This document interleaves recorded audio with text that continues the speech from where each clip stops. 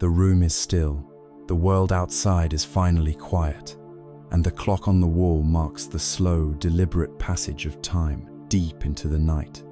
There is a profound silence all around, yet within the landscape of your mind, a storm rages. Thoughts of yesterday, conversations replayed, words you wish you had said or wished you hadn't, spiral and collide with anxieties about tomorrow. What needs to be done, the deadlines to be met, the uncertain outcomes, the endless parade of possibilities and potential failures. Each thought is a thread, and together they weave a thick, heavy blanket, not of comfort, but of confinement. This isn't merely sleeplessness. This is a state of being held captive by the relentless momentum of your own mind. This experience, this feeling of being stuck, is the invisible burden of our modern lives. We carry it with us throughout the day, a weight on our shoulders we grow so accustomed to, we forget it's even there. It is the weight of expectation, the sting of regret, the immense pressure of a future that never seems to arrive. We navigate our busy days, and when the time finally comes to rest, to recharge, we find that we simply do not know how to set the burden down. We lie in the dark, yearning for the release of sleep, for a moment of peace, yet the weight we have carried all day presses down upon us, keeping us awake, alert, and exhausted. It steals not only our sleep, but our joy, our presence, and our connection to the simple peace of the present moment. But what if there was a way to learn this forgotten skill, the art of letting go? What if there was an ancient path, a form of wisdom tested and refined over thousands of years, that could guide us back to the stillness that is our birthright? This is not a magic cure or a quick fix to be consumed. It is a gentle practice, an invitation to turn inward, not to fight the storm, but to find the calm, unshakable center within it. This is the path of mindfulness, of awareness, the wisdom of letting be. It is a path that doesn't promise to silence the mind, but instead teaches us how to listen to its noise without being swept away, allowing peace to arise naturally, and inviting sleep not as a battle to be won, but as a gentle surrender, a homecoming. Of all the gai nung, all the burdens that we carry into the stillness of the night, the most persistent is the endless chatter of the mind. We are told to quiet our thoughts, to find an inner silence, but this advice often feels like being told to stop a raging river with our bare hands. The effort itself creates more turmoil, more struggle. So let us not begin with struggle. Let us not begin by fighting the river. Instead, let us turn our attention to something far simpler, something that has been with us from the moment of our birth and will stay with us until our very last. It is the gentle, unassuming, and profoundly powerful rhythm of our own breath. You do not need to seek it, for it is already here. You do not need to create it, for it is already happening. Your only task, for now, is to notice it. Feel the air as it enters your nostrils, perhaps cool and dry. Follow its path down into your lungs and notice the gentle expansion of your chest or the soft rise of your abdomen. Then, witness the release, the surrender, as the air flows back out, warmer now, carrying with it what is no longer needed, in and out, a simple, steady rhythm. This breath is the most powerful anchor you possess, because it can only exist in one moment, and that moment is now. Your thoughts are masterful time travelers. They leap effortlessly into the past, replaying scenes of regret, rehearing old conversations, clinging to moments of joy that have long since faded. Or they rocket into the future, constructing elaborate scenarios of worry, rehearsing for conversations that may never happen, living in a state of anxious preparation for a time that does not yet exist. The mind rarely wants to stay where it is, but the breath knows no other time but the present. You cannot breathe the breath you took a moment ago, nor can you breathe the one that is yet to come. You can only be with this one, this in-breath, right now, this out-breath, right now. By resting your attention here, you tether your awareness to the only moment that is ever truly real. When the mind pulls you into the murky waters of yesterday or the foggy landscape of tomorrow, the breath is the lifeline pulling you back to the solid ground of the present. It is a quiet rebellion against the tyranny of time, a simple declaration that for this one moment, you will be fully here. This is not an escape from your life. It is a full arrival into it. By anchoring in the now of the breath, the past loses its grip and the future loses its threat. There is only this gentle rising and falling, a rhythm as ancient as life itself. Furthermore, your breath is a perfect, honest mirror of your inner world. It is a faithful correspondent, sending you constant updates about the weather of your mind. You do not need to tell the breath you are anxious, it already knows. When a worried thought about work or family arises, just watch. You may notice the breath becomes shallow, quick, held high in the chest. It is as if the body is preparing for a threat, tensing for a fight that exists only in the mind. When a wave of sadness or loss washes over you, the breath might become heavy, punctuated by long, deep sighs.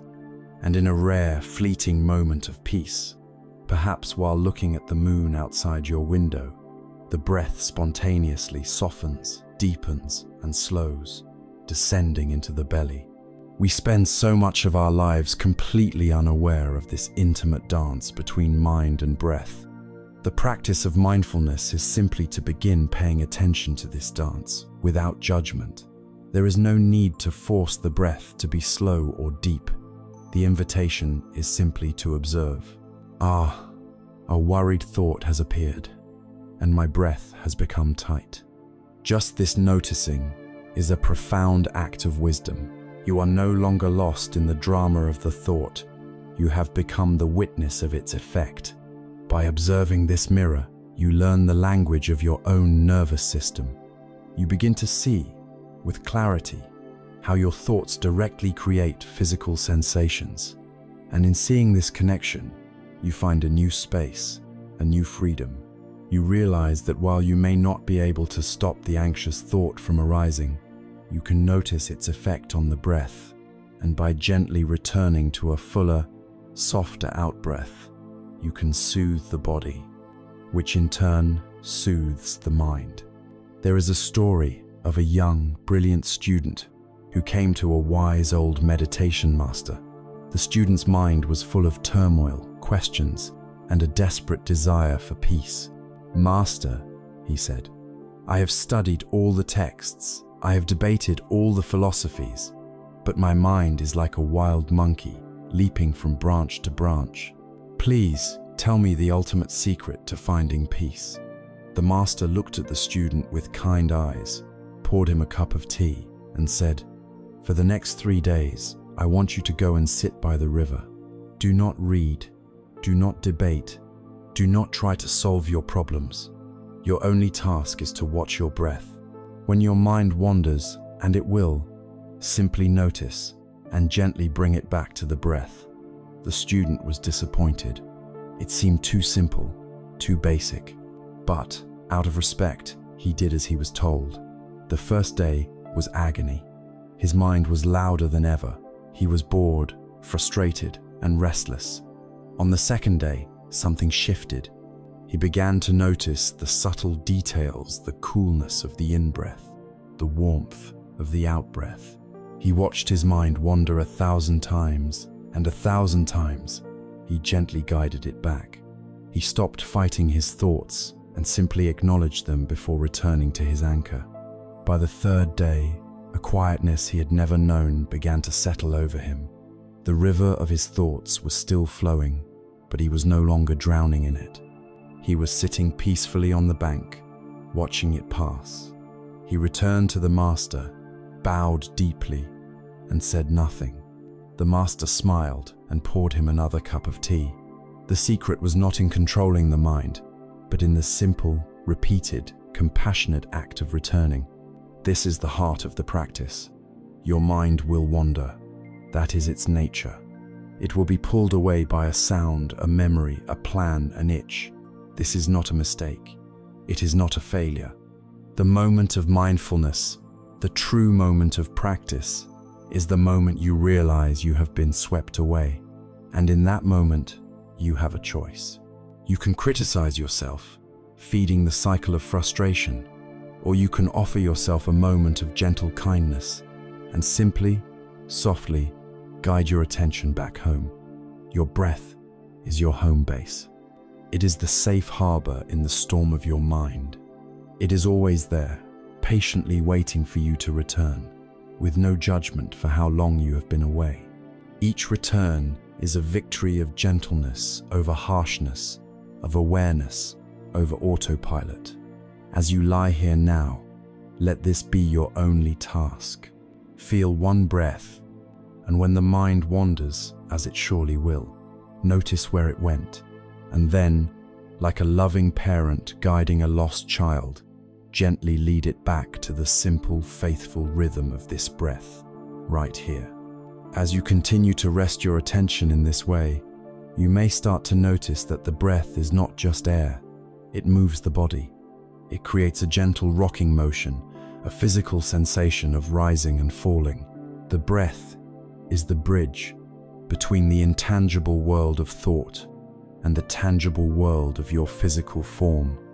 It invites us to listen more deeply, to move our awareness from the air itself to the vessel that it nourishes, to the wisdom that is held in the very cells of our body.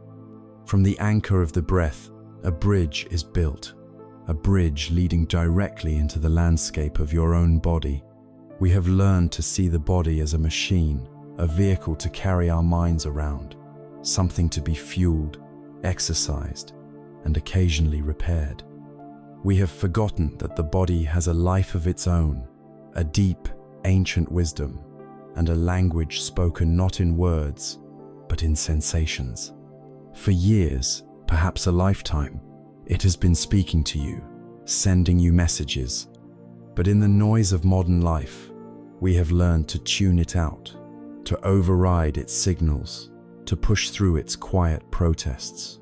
The result is that the body becomes a silent repository for all of our unprocessed experiences. It becomes a library of our uncried tears, a museum of our unexpressed anger, a storehouse for all the stress and fear we didn't know what to do with. The tension you feel in your shoulders is not just muscle tightness. It is the physical residue of responsibility. The knot in your stomach is not just indigestion. It is the tangible form of anxiety. The clenching in your jaw is the ghost of unspoken words, the echo of frustration held in check. Your body has become the unwilling keeper of your burdens, and this physical weight is a profound obstacle to the deep rest you seek. The beautiful truth, however, is that we do not need to perform some great exorcism to free the body of these burdens. The healing agent is not force, but attention, a particular kind of attention, one that is infused with gentleness, curiosity, and a radical kindness. Imagine your awareness as a soft, warm light, or like the gentle lapping of warm water. The practice of scanning the body is simply the process of moving this warm, gentle light of your attention through your physical form, part by part, not to change anything, not to fix anything, but simply to be with what is there. It is an act of profound intimacy, of coming home to yourself. When we shine this light of awareness onto a place of tension, a remarkable thing happens.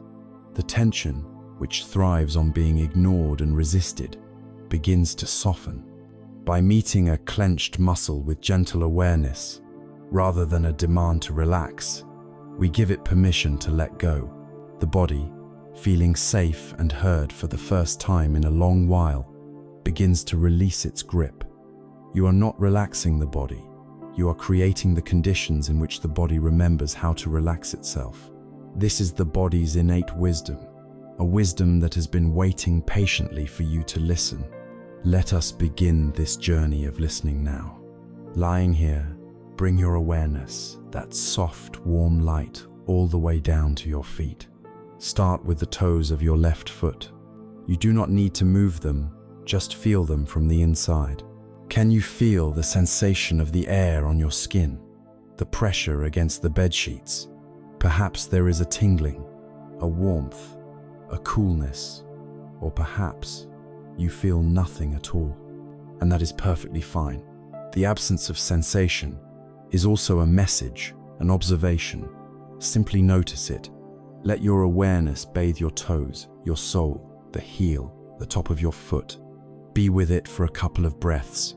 On the in-breath, imagine the breath traveling all the way down to your left foot, bringing it fresh oxygen and energy. On the out-breath, imagine any tension, any tiredness, flowing out and dissolving. Now, gently shift the light of your awareness to your right foot and repeat the process, greeting your toes, your sole, your heel, with the same gentle curiosity. Slowly, like warm water rising, let your awareness move up into your ankles, your calves, and your shins. So often these parts of our body work tirelessly for us without any acknowledgement. Just for this moment, let them be held in your attention. Notice the solidness of your shin bones, the softness of your calf muscles. Are they tight or are they at ease? Whatever you find, just meet it with acceptance. Breathe into your lower legs, and on the out-breath, invite them to soften, to release. Now, allow the awareness to rise to your knees, and then into the large, powerful muscles of your thighs, both the front and the back. These muscles work so hard to carry you through your day. Feel their weight, their density. Let them be heavy. Let them be supported completely by the surface beneath you.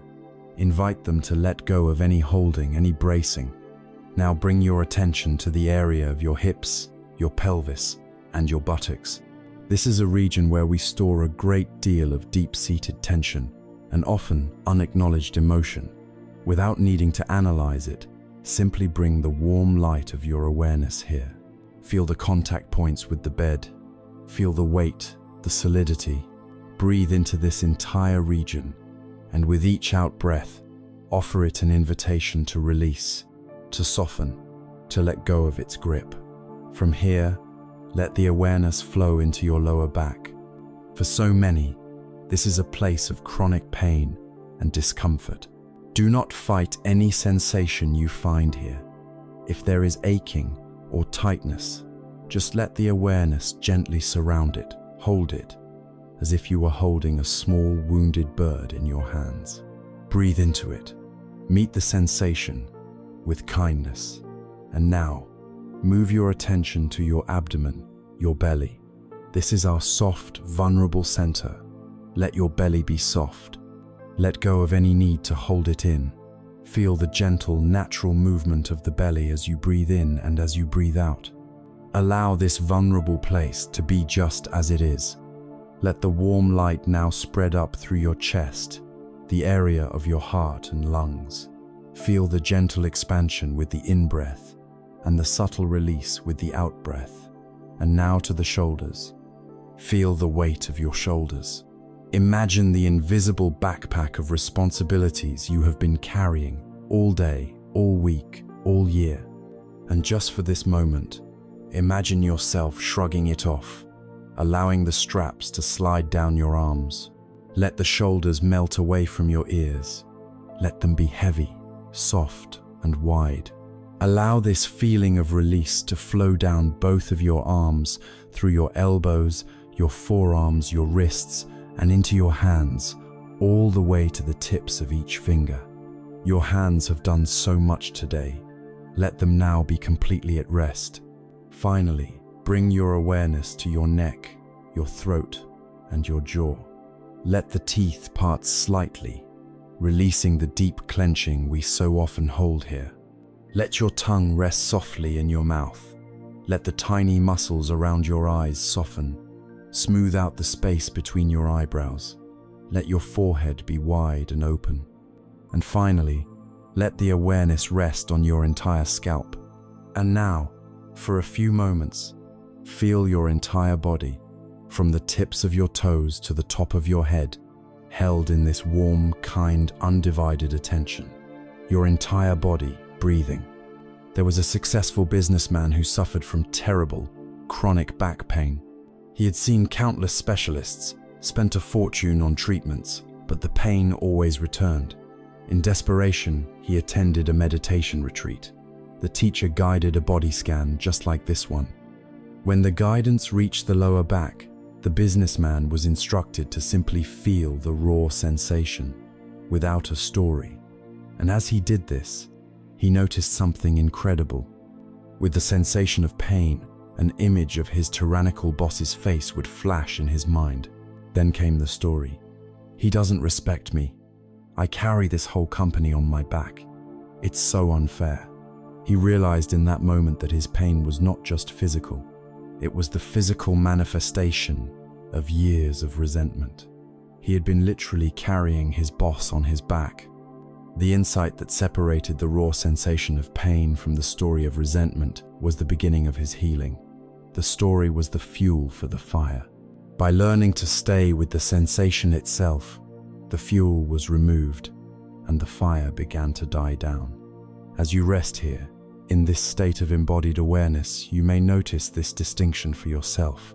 A tightness in the chest is just a tightness, a physical sensation.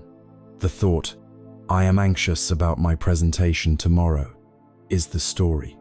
The practice is to gently uncouple them. Witness the sensation, witness the story, and see that they are two separate things.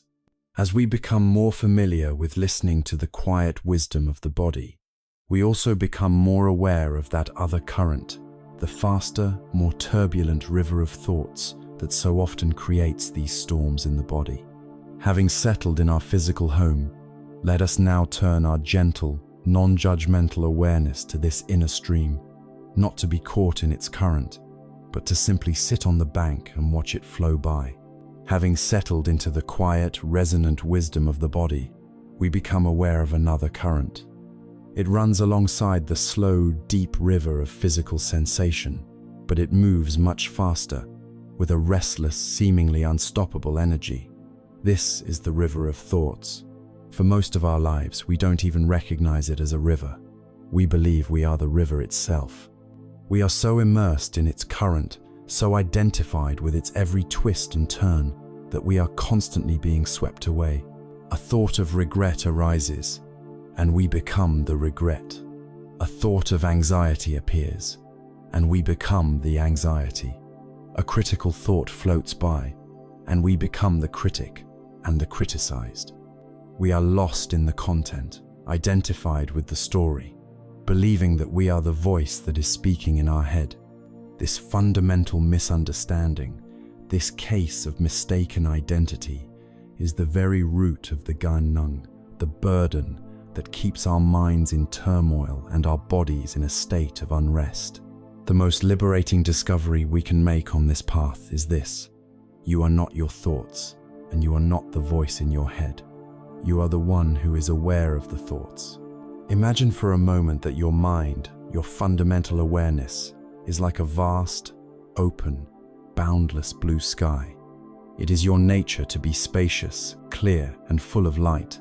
Thoughts, feelings, and sensations are like the weather. Some days, the sky is filled with fluffy, white clouds of pleasant memories. Other days, dark, heavy storm clouds of anger or sadness roll in. Sometimes there is the lightning of a brilliant idea, or the thick fog of confusion. The weather is constantly changing, unpredictable, and completely impersonal. It comes, it stays for a while, and then it passes. Through it all, what happens to the sky? Nothing. The sky is not damaged by the storm. It is not stained by the dark clouds. It does not cling to the beautiful sunset. It simply allows the weather to be what it is, to arise and pass away within its vast, accepting embrace. We cause ourselves immense suffering because we forget we are the sky. We believe we are the storm cloud. When a dark thought appears, we contract around it, we become it, and we say, "I am sad," or "I am angry." The practice of mindfulness is the gentle, repeated act of remembering that you are the sky. It is the shift in perspective from being lost in the weather to resting in the vast, open awareness that holds the weather. Let us explore the nature of a thought itself. What is it really? A thought may appear as a sentence, an image, a fragment of a song, a flicker of a memory. It arises in the space of the mind, seemingly from nowhere. It shimmers for a moment, and then, if left alone, it dissolves back into the nothingness from which it came. It has no substance. It has no weight. A thought is like a soap bubble, beautiful, iridescent, but ultimately made of almost nothing. It has no inherent power over you. It cannot make you do anything. The only power a thought has is the power you give it by believing it, by engaging with it, by grabbing onto it, and refusing to let it go. We treat our thoughts as if they are solid, true, and urgent commands. The mind says, "You should be worried about that meeting tomorrow," and we immediately begin to worry. The mind says, "You embarrassed yourself in that conversation," and we immediately feel the heat of shame. We have given our thoughts absolute authority. The practice of watching them, without getting involved, is an act of reclaiming your power. It is seeing the thought for what it is, just a bubble, just a cloud, just a temporary event in the mind. To practice this, we can use a gentle visualization. Imagine you are sitting peacefully on the bank of a slowly flowing stream. The water is clear and the sun is warm. Your only task is to watch the stream go by. Now, as a thought arises in your mind, imagine placing it on a leaf and letting it float into the stream. A thought about your to-do list for tomorrow. Place it on a leaf and watch it float away. A memory from childhood. Place it on a leaf and watch it gently drift downstream. A judgment about yourself or about this practice. Place it on a leaf. A flash of worry. Onto a leaf it goes. Your job is not to stop the leaves from appearing. Your job is not to empty the stream. Your only job is to sit on the bank and watch them float by.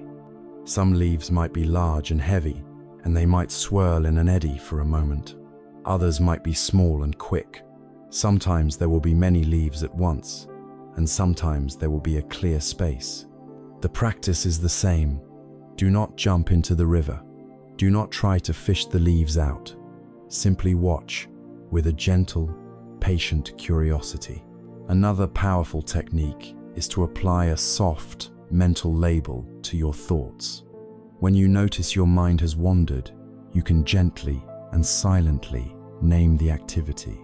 If you find yourself rehearsing a future conversation, you can just label it planning. If you are caught in a loop of worry, just note worrying. If you are lost in a memory, remembering. If you are criticizing yourself, judging. The label should be soft, like a feather touching a balloon, not a pin. This is not about analysis. The point of the label is to create a sliver of separation. By naming the thought, you are implicitly recognizing that you are the one who is seeing the thought, not the thought itself. It transforms the thought from being an absolute reality that has consumed you into a categorized mental event that you are observing. It shifts you from the stage, where you are an actor lost in the play, to the audience, watching the drama unfold with compassionate interest. There is a story that perfectly illustrates this journey. A man arrived at the bank of a great, rushing river which represented his chaotic mind. Overwhelmed by its power and noise, his first instinct was to stop it. He spent days gathering rocks and logs, trying to build a dam to block the flow. But the river was too powerful. The water built up behind the dam found cracks and eventually burst through with even greater force, leaving him exhausted and defeated. This is like us when we try to suppress or fight our thoughts. It is a futile battle that only creates more pressure and more suffering. Frustrated, The man changed his strategy. He decided to conquer the river by force. He leaped into the current, wrestling with it, trying to push it in a different direction. He was immediately swept away, tossed and turned, battered against the rocks, and nearly drowned. He barely managed to crawl back onto the shore, bruised and humbled. This is like us when we engage with our thoughts, when we argue with them, believe them, and let ourselves be carried away by their drama. Finally, the man surrendered. He had no energy left to fight or to struggle. He simply lay on the grassy bank, and for the first time, he just watched the river. He didn't try to change it. He didn't jump into it. He just observed it. He saw its immense power, its constant motion, the way it carried everything along in its path. He noticed the patterns in its current, the way light danced on its surface. From the safety of the bank, the river was no longer a terrifying enemy. It was just a river. It was powerful, yes, but it was also beautiful. He realized the river was never the problem. The problem was his relationship to it. By resting on the bank of our own minds, we find this same peace. We let the river of thoughts flow as it will, without needing it to be different. We are no longer trying to stop it, nor are we drowning in it. We are resting in the stillness of the observing presence, the quiet sky that holds it all.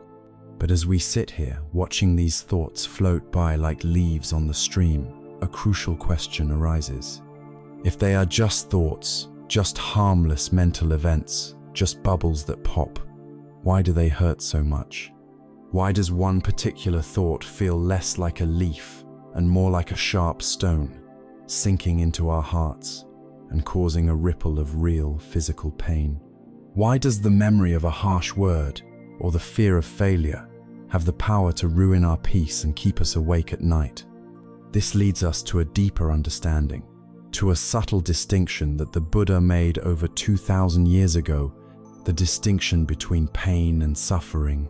It leads us to the teaching of the second arrow.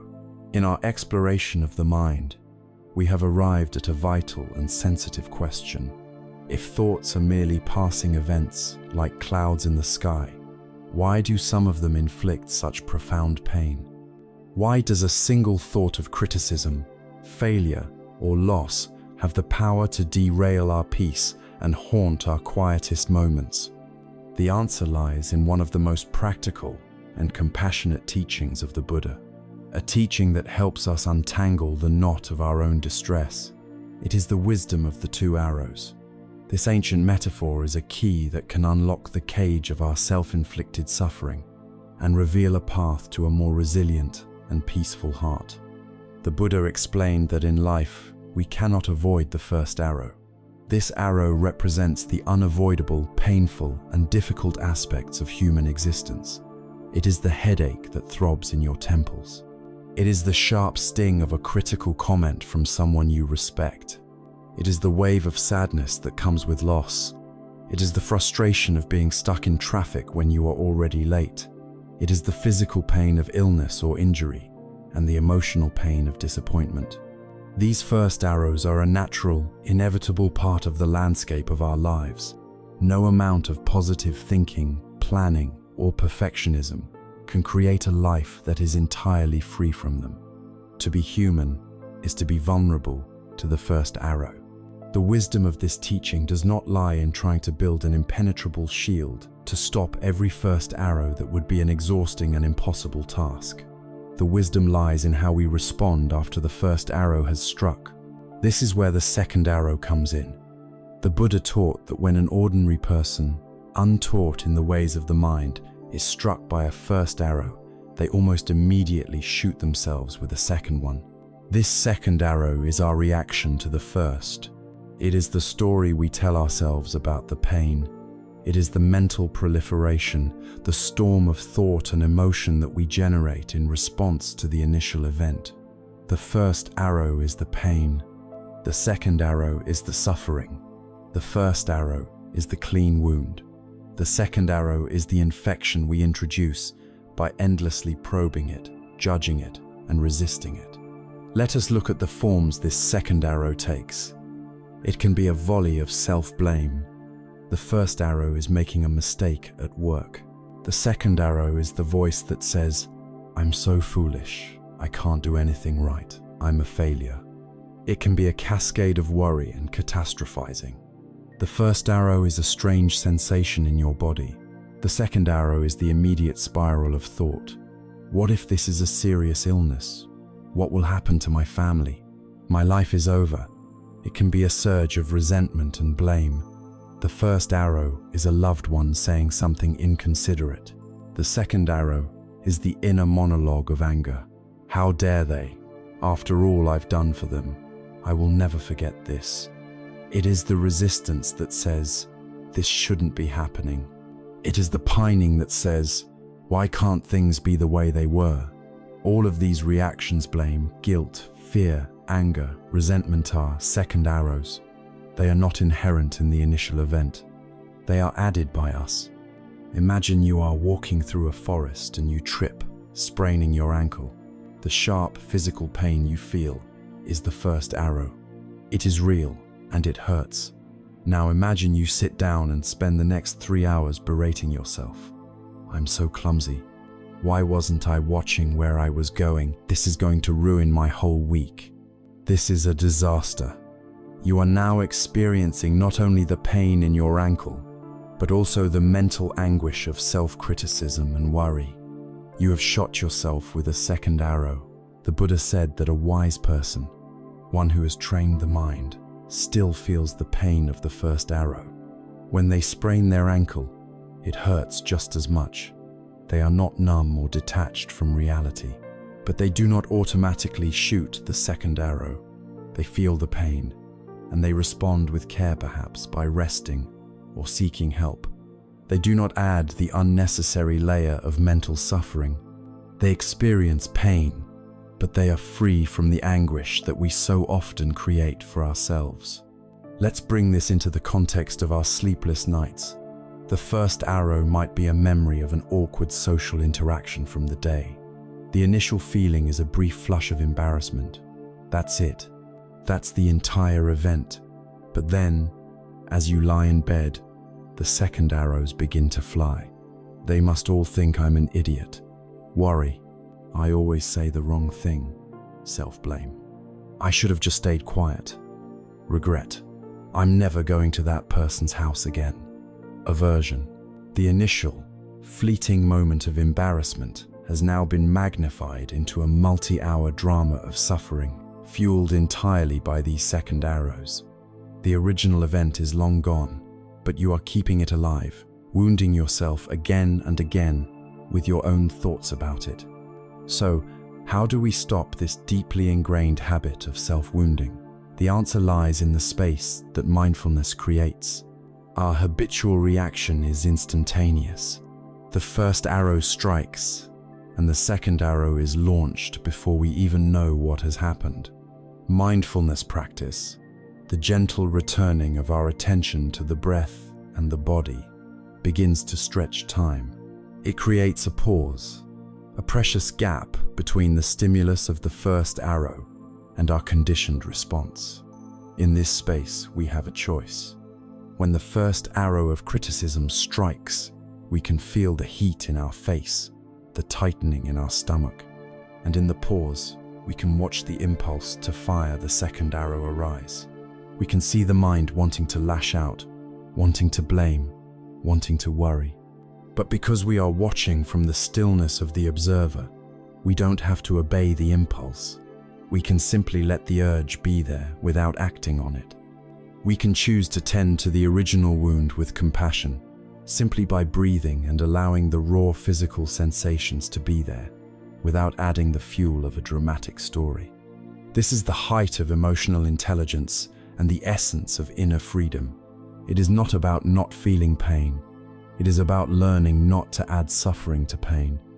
As we become more skilled at recognizing this pattern, a new question naturally emerges. If we can see that shooting the second arrow only hurts us more, why do we do it? What is this powerful, invisible bow that we use to launch these arrows of blame and worry at ourselves? What is the force within us that reacts so defensively to the inevitable pains of life? To understand this, we must look even deeper at the very mechanism that powers our reactions. We must look at the nature of grasping, of holding on, of resisting what is. We must explore the subtle, powerful force that the wisdom traditions call clinging. We have journeyed inward, from the restless mind to the anchor of the breath, from the wisdom of the body to the flowing river of our thoughts. We have stood witness to the two arrows, seeing with clarity the difference between the unavoidable pain of life and the suffering we add through our own reactions. This has led us to the vital question: what is the driving force behind that second arrow? What is the bow we use to wound ourselves time and again with worry, blame, and regret? The ancient wisdom of the East gives this force a name: upadana. It is a word from the Pali language, and it translates as clinging, grasping, or attachment. Upadana is the subtle, powerful, and deeply ingrained habit of holding on. It is the engine of our restlessness, the fuel for our discontent, and the mechanism that keeps us trapped. To understand clinging is to understand the very architecture of our own suffering. When we hear the word clinging, we might first think of greed or desire for material things. And while that is one form of it, the true nature of upadana is far broader and more profound. It is a fundamental orientation of the mind. We cling, first and foremost, to pleasant feelings and experiences. When a moment of joy, peace, or connection arises, our immediate, unconscious reaction is to grasp it, to hold it, to try and prevent it from fading. We are fighting a battle against the fundamental nature of reality, which is impermanence. This fight is doomed to fail, and the failure results in a constant, low-level anxiety, the fear of losing what we love. Conversely, we cling to our aversion to unpleasant feelings. We push away pain. We resist discomfort. We try to exile sadness. This resistance, this pushing away, is just another form of holding on. We are clinging to the idea of a life without pain, and this clinging creates tension, fear, and a constant battle with our own experience. Even more subtly, we cling to our views, our opinions, and our beliefs. We hold on to our ideas about politics, religion, and how the world should work as if they were extensions of our own bodies. When someone challenges these views, it feels like a personal attack. This is the first arrow, our defensive reaction, the anger, the righteousness, the dismissal of the other personas, the second arrow, launched from the bow of our attachment to being right. We cling to our identity, our story of who we are. I am a capable person. I am a kind person. I am an anxious person. I am a victim. These self-concepts, whether positive or negative, become rigid boxes. When life presents us with evidence to the contrary, we make a mistake. We act unkindly. We feel a moment of peace. It can be profoundly unsettling. The first arrow has struck our self-image, and we fire the second arrow of denial or self-criticism to protect the integrity of the story we tell ourselves about ourselves. This leads to a strange and tragic paradox. We can even become attached to our own suffering. The story of our pain, our trauma, our anxiety can become so familiar that it forms the very core of our identity. It is a heavy, uncomfortable coat, but it is a coat we have worn for so long that we no longer know who we would be without it. The identity of the one who worries or the one who was wronged can feel solid, providing a strange sense of comfort and predictability. To let go of that suffering would mean stepping into the unknown, into a version of ourselves we do not yet recognize. And so, we cling to the familiar pain, we secretly hold on to our grievances and our anxieties because the thought of being without them is, in a way, even more terrifying. We have become attached to the very burden that keeps us from finding sleep and peace. There is a powerful ancient parable from India that illustrates this self-imprisonment perfectly. It is the story of the monkey trap. Hunters wishing to catch monkeys without harming them would take a coconut or a hollowed-out gourd and drill a hole in it, a hole just large enough for a monkey's open hand to slide through. They would then place something tempting inside, like a handful of rice or some sweet nuts, and tie the gourd securely to a tree. Sooner or later, a monkey, drawn by the scent, would approach. It would slip its slender hand into the gourd and grasp the prize inside, clenching its fist around the delicious rice. At that moment, the hunters would emerge from their hiding place. The monkey would shriek in alarm and try to flee, but it could not. Its clenched fist, now wider because it was holding the rice, could not pass back through the narrow opening. The monkey would pull and pull, screeching in terror and frustration, but it would be trapped. The profound and tragic irony is that the trap does not hold the monkey. The gourd is not a cage. It is the monkey's own fist, its own desperate, determined grasping of the prize that holds it prisoner. Freedom is available in any instant. All it would have to do is open its hand, let go of the rice, and it would be free to scamper up the nearest tree. But its clinging is so strong, its desire so overpowering, that it cannot see this simple truth. It remains a captive of its own grasping. We are that monkey. The gourd is the situation we find ourselves in, a difficult relationship, a stressful job, a painful memory. The rice is that which we cling to and need to be right, our resentment, our fear, our attachment to a particular outcome. Life, the hunter, approaches, and our situation becomes stressful. We feel trapped, we pull and we struggle, trying to get what we want to escape with the rice. But our very struggle, our very clinging, is the mechanism of the trap. We are held prisoner not by life, but by our own clenched mind. The peace we seek, the freedom we crave, is as close as an open hand. It is available in the moment we are willing to let go of what we are so desperately holding on to. This clinging is the fundamental source of the tension that we carry in our bodies and minds. It is a constant, subtle effort of resisting the natural flow of life. Life is a river, constantly moving, constantly changing. Clinging is the attempt to stand in the middle of that river and hold the water in our hands. It is an act of profound futility that requires immense energy. We are always bracing, always protecting, always trying to manage reality to fit our desires. This is exhausting. It is the deep, underlying tension that prevents true rest. It is the clenched fist that we carry with us even into our beds at night. When we finally see this, when we see with absolute clarity that our own grasping is the source of our imprisonment, the path forward becomes illuminated. The solution is not to find a better prize to grasp, or to fight the hunter, or to break the gourd. The solution is to learn how to simply open the hand. This is the beginning of the path of release, the courageous and gentle art of letting go. We have walked the inner path to a place of profound insight. We have seen that the chains that bind us, the bars of the cage that keep us restless and awake, are forged from our own grasping mind.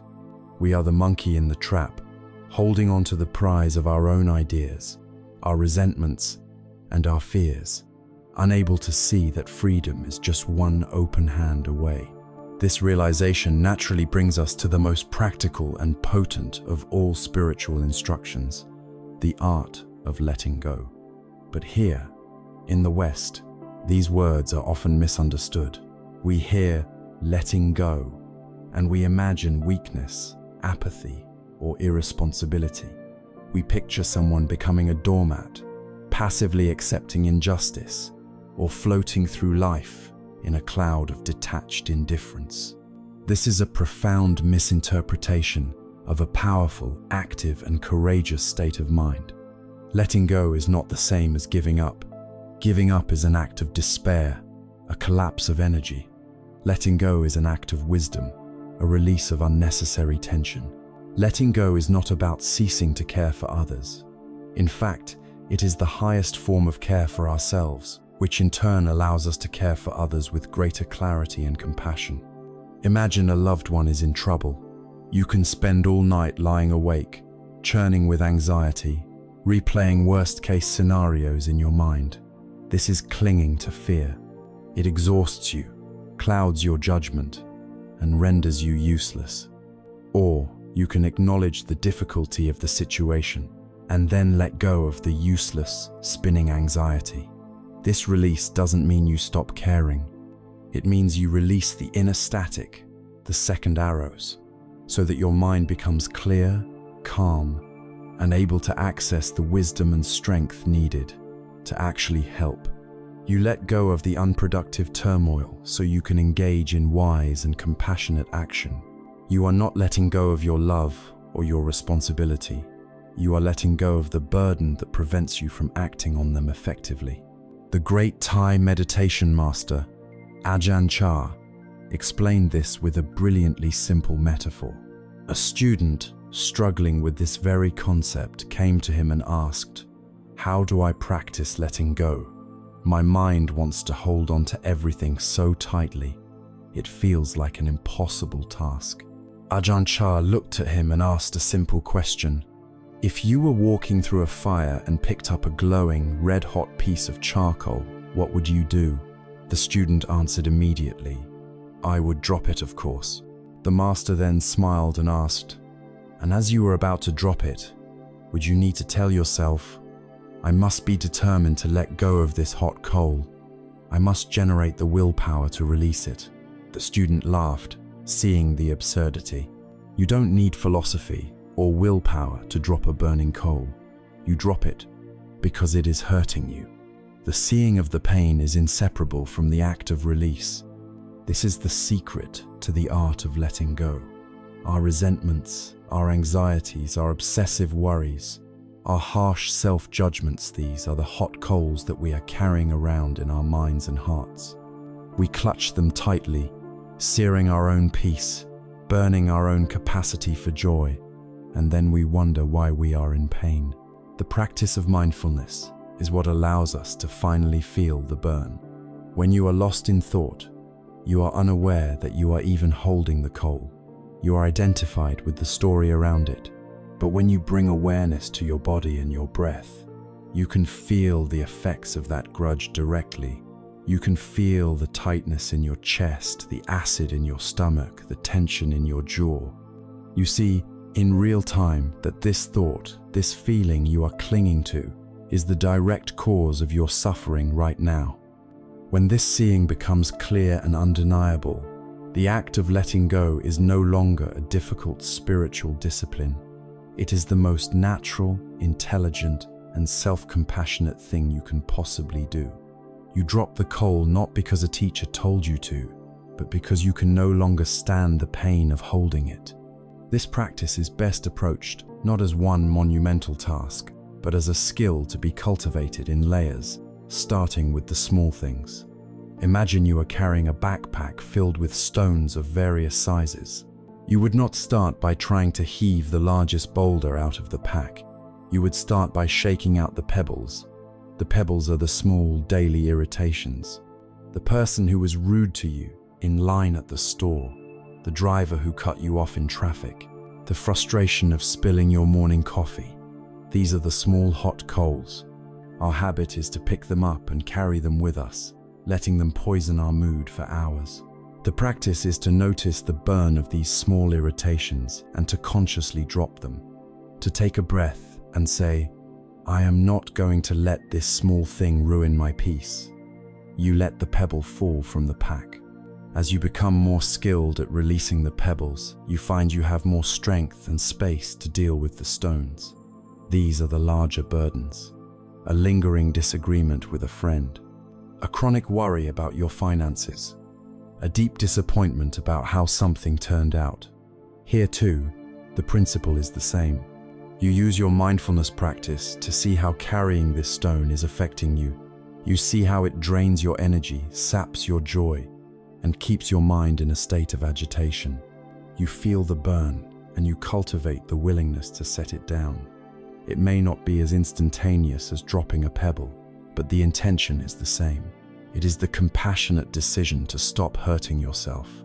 With this practice, you build the spiritual muscle required to finally approach the boulders.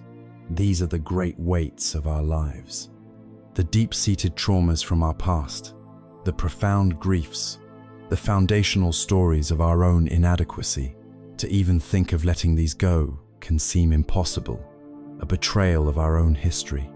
But by now, the wisdom is deeper. We see that letting go of the boulder of a past trauma is not the same as saying the trauma didn't matter. It is not about forgetting or condoning. It is about making the courageous choice to no longer allow the past event to define and poison our present moment. It is about setting down the immense weight so that we can finally stand up straight and walk freely into the future. With each release, whether of a pebble, a stone, or a boulder, there is an immediate and tangible reward. It is the feeling of lightness, the feeling of relief. It is the sensation of a clenched fist, held tight for so long you forgot it was tense, finally opening. It is the physical and emotional sigh of relief when you take off a heavy backpack after a long, arduous journey. This feeling of spaciousness, of freedom, is a taste of our true nature. It is the peace that is always available to us, lying just beneath the surface of our clinging. This taste of freedom becomes its own motivation, encouraging us to continue the practice, to live with a more open and released heart. The more we let go, the more we realize that this act of release is not a fight against reality, but a deep alignment with it. We suffer because we cling to things as if they were permanent and solid. To truly master letting go, we must look deeply into the very nature of things. We must come to terms with the universal, inescapable truth that everything, without exception, is in a constant state of flux. To find lasting peace, we must learn to be at ease with this beautiful, ever-changing dance of impermanence. Having learned to gently open our hand, to release the hot coals of our resentments and anxieties, we begin to feel a new lightness, a new space in the mind. This act of letting go is not a blind surrender. It is a profound alignment with a truth so fundamental, so pervasive, that we often overlook it entirely. This is the truth of anicca, the universal law of impermanence. To understand impermanence is not to adopt a pessimistic philosophy. It is to take off a pair of glasses that have been distorting our vision of reality our entire lives. Seeing things as they truly are transient, flowing, and in constant flux is the key to unlocking a peace that does not depend on things staying the same. It is the secret to finding our balance on the shifting ground of existence. Look anywhere, and you will see this law at work. The majestic mountains that seem so solid and eternal are, over eons, being ground down by wind and rain. The stars in the night sky are burning through their fuel, some dying, others being born, in a cosmic dance of creation and dissolution. The seasons turn, the leaves fall, the tides ebb and flow. Nothing remains static. This law applies most intimately to our own lives. The body you have today is not the body you had 7 years ago. Nearly every cell has been replaced. The thoughts and opinions you held so dearly as a teenager may seem foreign to you now. Your relationships evolve and change. Your feelings shift from moment to moment. Your entire world of experience is in a state of ceaseless transformation. This is not a theory to be believed. It is a reality to be observed. We are not living in a world of fixed nouns, but a world of dynamic verbs. We are not things, we are processes. Our suffering arises not from the fact of this change, but from our deep-seated resistance to it. Our minds are conditioned to seek stability and permanence where none can be found. We experience a moment of pure joy, a feeling of deep connection, or a sense of accomplishment, and our immediate instinct is to build a wall around it, to try and make it last forever. We are like a child at the beach, building a beautiful sandcastle, and then weeping when the inevitable tide comes in to wash it away.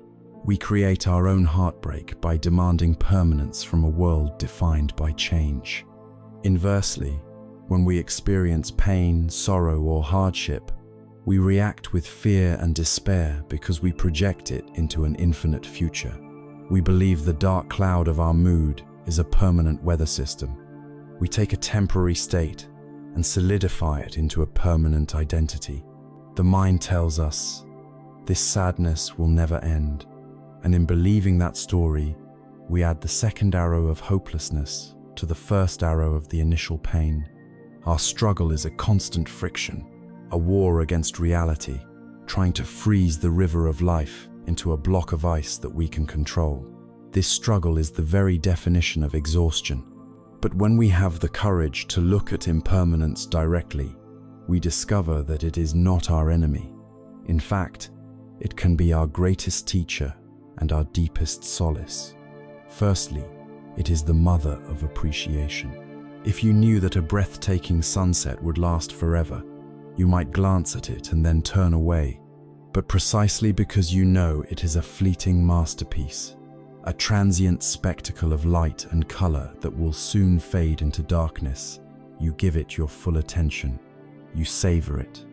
Impermanence is what makes the present moment so exquisitely precious. The warmth of a cup of tea in your hands, the sound of a loved one's laughter, the feeling of the sun on your skin, these simple moments become profound gifts when we realize they are unrepeatable and transient. Gratitude is born from the clear seeing of impermanence. Secondly, the wisdom of impermanence is a powerful medicine for a mind in pain.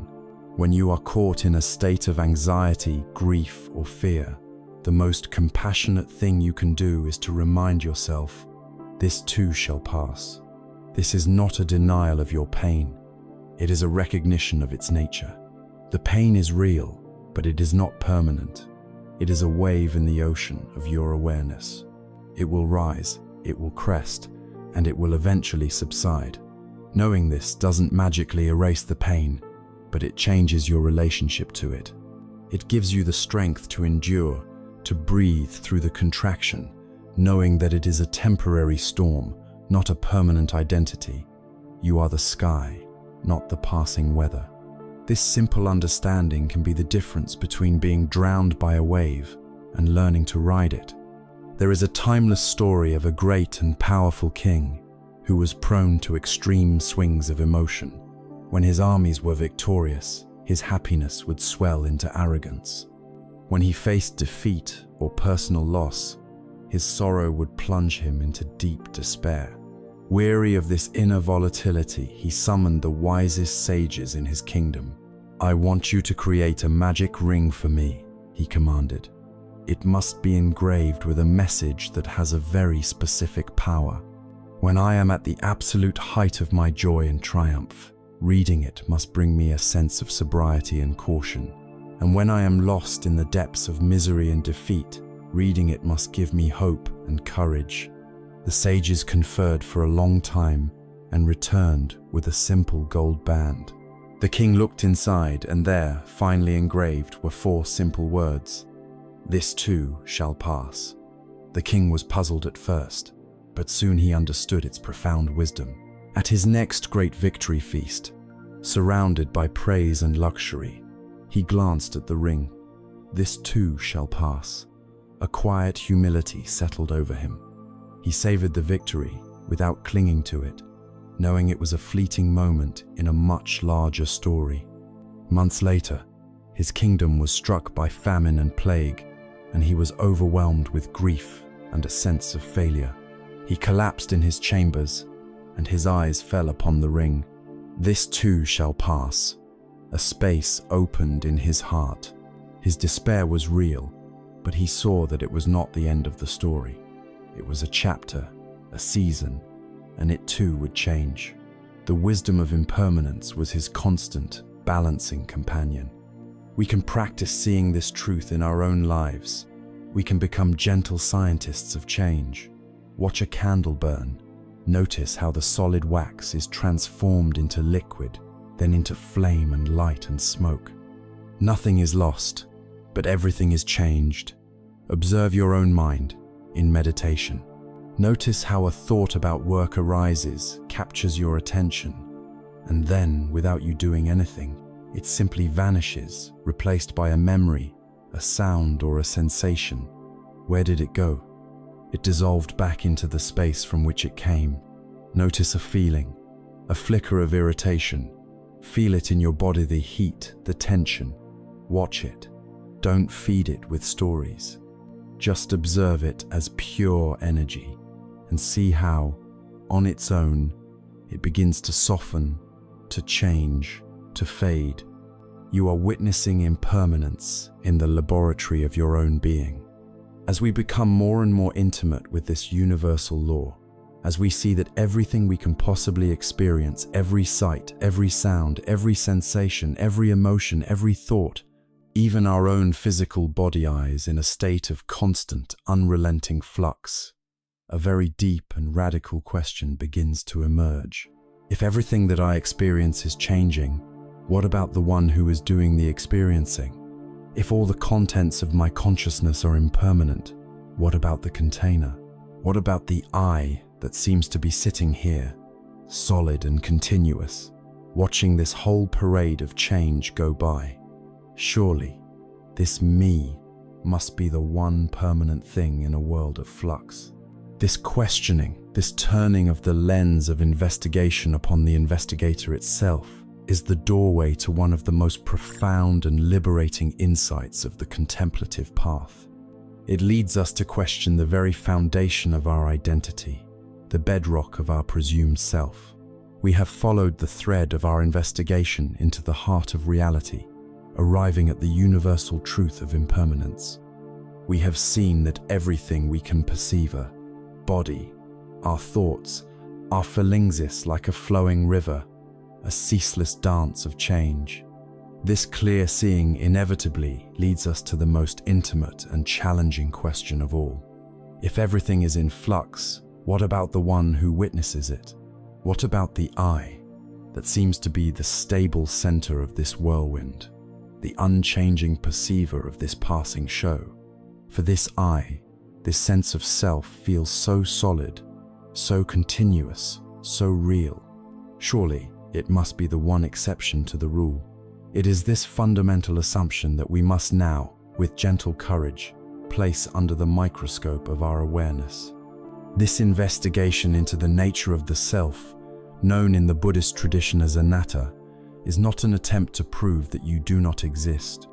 It is an invitation to discover that you do not exist in the fixed, separate, and solid way you have always imagined. And in this discovery lies the key to a profound and unshakable freedom. Let us begin by searching for this self. Where is it? You say, I am thinking, but are you your thoughts? We have already seen that thoughts are like clouds, appearing and disappearing in the vast sky of the mind. You are the sky, not the fleeting clouds. You say, I am feeling sad, but are you the sadness? Feelings, as we know, are like the weather, constantly shifting. You are not the rain. You are the space in which the rain falls. You say, this is my body. But are you this body?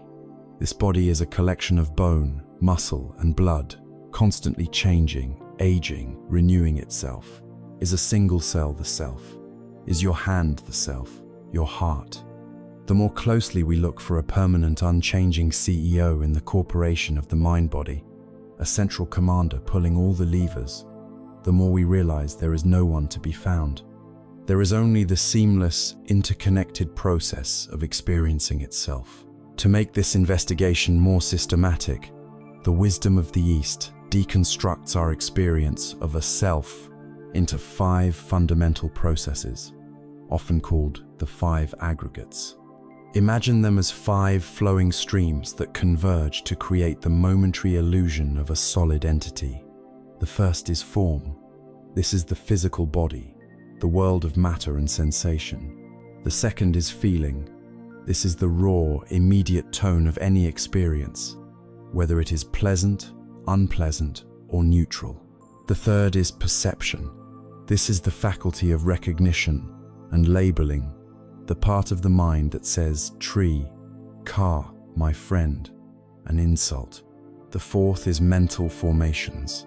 This is the vast category of our habits, impulses, biases, intentions, and all our reactive patterns, like anger, love, and jealousy. And the fifth is consciousness. This is the basic quality of knowing, the raw awareness that arises when our senses meet an object, like the seeing that arises when the eye meets a color. For 2,500 years, contemplatives have looked deeply into these 5 processes, searching for a self, and the conclusion is always the same. The self cannot be found in any single one of these streams, nor can it be found apart from them. The self is not a thing, but a verb. It is a momentary coming together of these 5 flowing processes, a temporary pattern, not a permanent entity. The most famous illustration of this profound truth comes from a dialogue between a Buddhist monk named Nagasena and the Greco-Indian king Milinda around the 2nd century BCE. King Milinda, a sharp and inquisitive ruler, approached Nagasena and asked, "What is your name, venerable sir?" Nagasena replied, "I am known as Nagasena, your majesty, but this is merely a name, a convenient designation. There is no permanent person to be found here." The king was astounded. "If there is no person," he challenged, "then who is it that wears these robes and eats this food?" He then began to question Nagasena. "Is your hair Nagasena? Are your feelings Nagasena? Are your thoughts Nagasena?" To each question, Nagasena calmly replied, "No, your majesty." Seeing the king's confusion, Nagasena cleverly turned the tables. He pointed to the king's magnificent royal chariot standing nearby. "Your majesty, how did you arrive here today? Did you walk, or did you come by chariot?" "I came by chariot," the king replied proudly. "Very well," said Nagasena. "Then please, show me the chariot. Is the axle the chariot?" "No, venerable sir," said the king. "Are the wheels the chariot? Is the wooden frame the chariot? Are the reins the chariot?" To each question, the king had to reply, "Number." Nagasena then delivered his final, illuminating point. "Then, your majesty, chariot is just a convenient name, a designation given to this collection of parts when they are assembled in a certain way. But when we analyze it, no separate, independent chariot can be found. In the same way, Nagasena is a convenient designation for the coming together of the body, feelings, perceptions, mental formations, and consciousness. But in an ultimate sense, there is no permanent, unchanging person here to be found. Cool. This insight is not meant to be frightening or nihilistic. It is the very doorway to liberation. At first, the idea of no self might feel like the ground is crumbling beneath your feet. But in reality, it is the release of the heaviest burden you have ever carried, the burden of having to be a somebody. The ego, this constructed sense of a separate self, spends all its energy on a single, exhausting project, self-defense and self-enhancement. It worries endlessly about its reputation. It replays its past mistakes. It fears future failures. It puffs itself up with pride, and it shrinks in shame. This is an exhausting, full-time job. The wisdom of anatta is an invitation to retire from this job. If there is no fixed, solid self to defend, who is there to be insulted? If there is no permanent entity to aggrandize, what is the point of arrogance? The energy that was once consumed by protecting this fragile, imaginary self is now liberated for compassion, for creativity, for joy, and for peace. The slings and arrows of life still fly, but now they have no solid target to hit. They pass through a process, a flowing pattern, rather than striking a brittle, vulnerable core. The sense of personal offense diminishes dramatically. Furthermore, the illusion of a separate self is what creates the feeling of isolation. It builds a wall between me here and you over there, between me and the world. Seeing through this illusion allows that wall to become porous, to dissolve. We begin to see ourselves not as isolated islands, but as interconnected waves in a single ocean of existence. This fosters a deep and natural empathy. Your joy is my joy, your suffering is my suffering.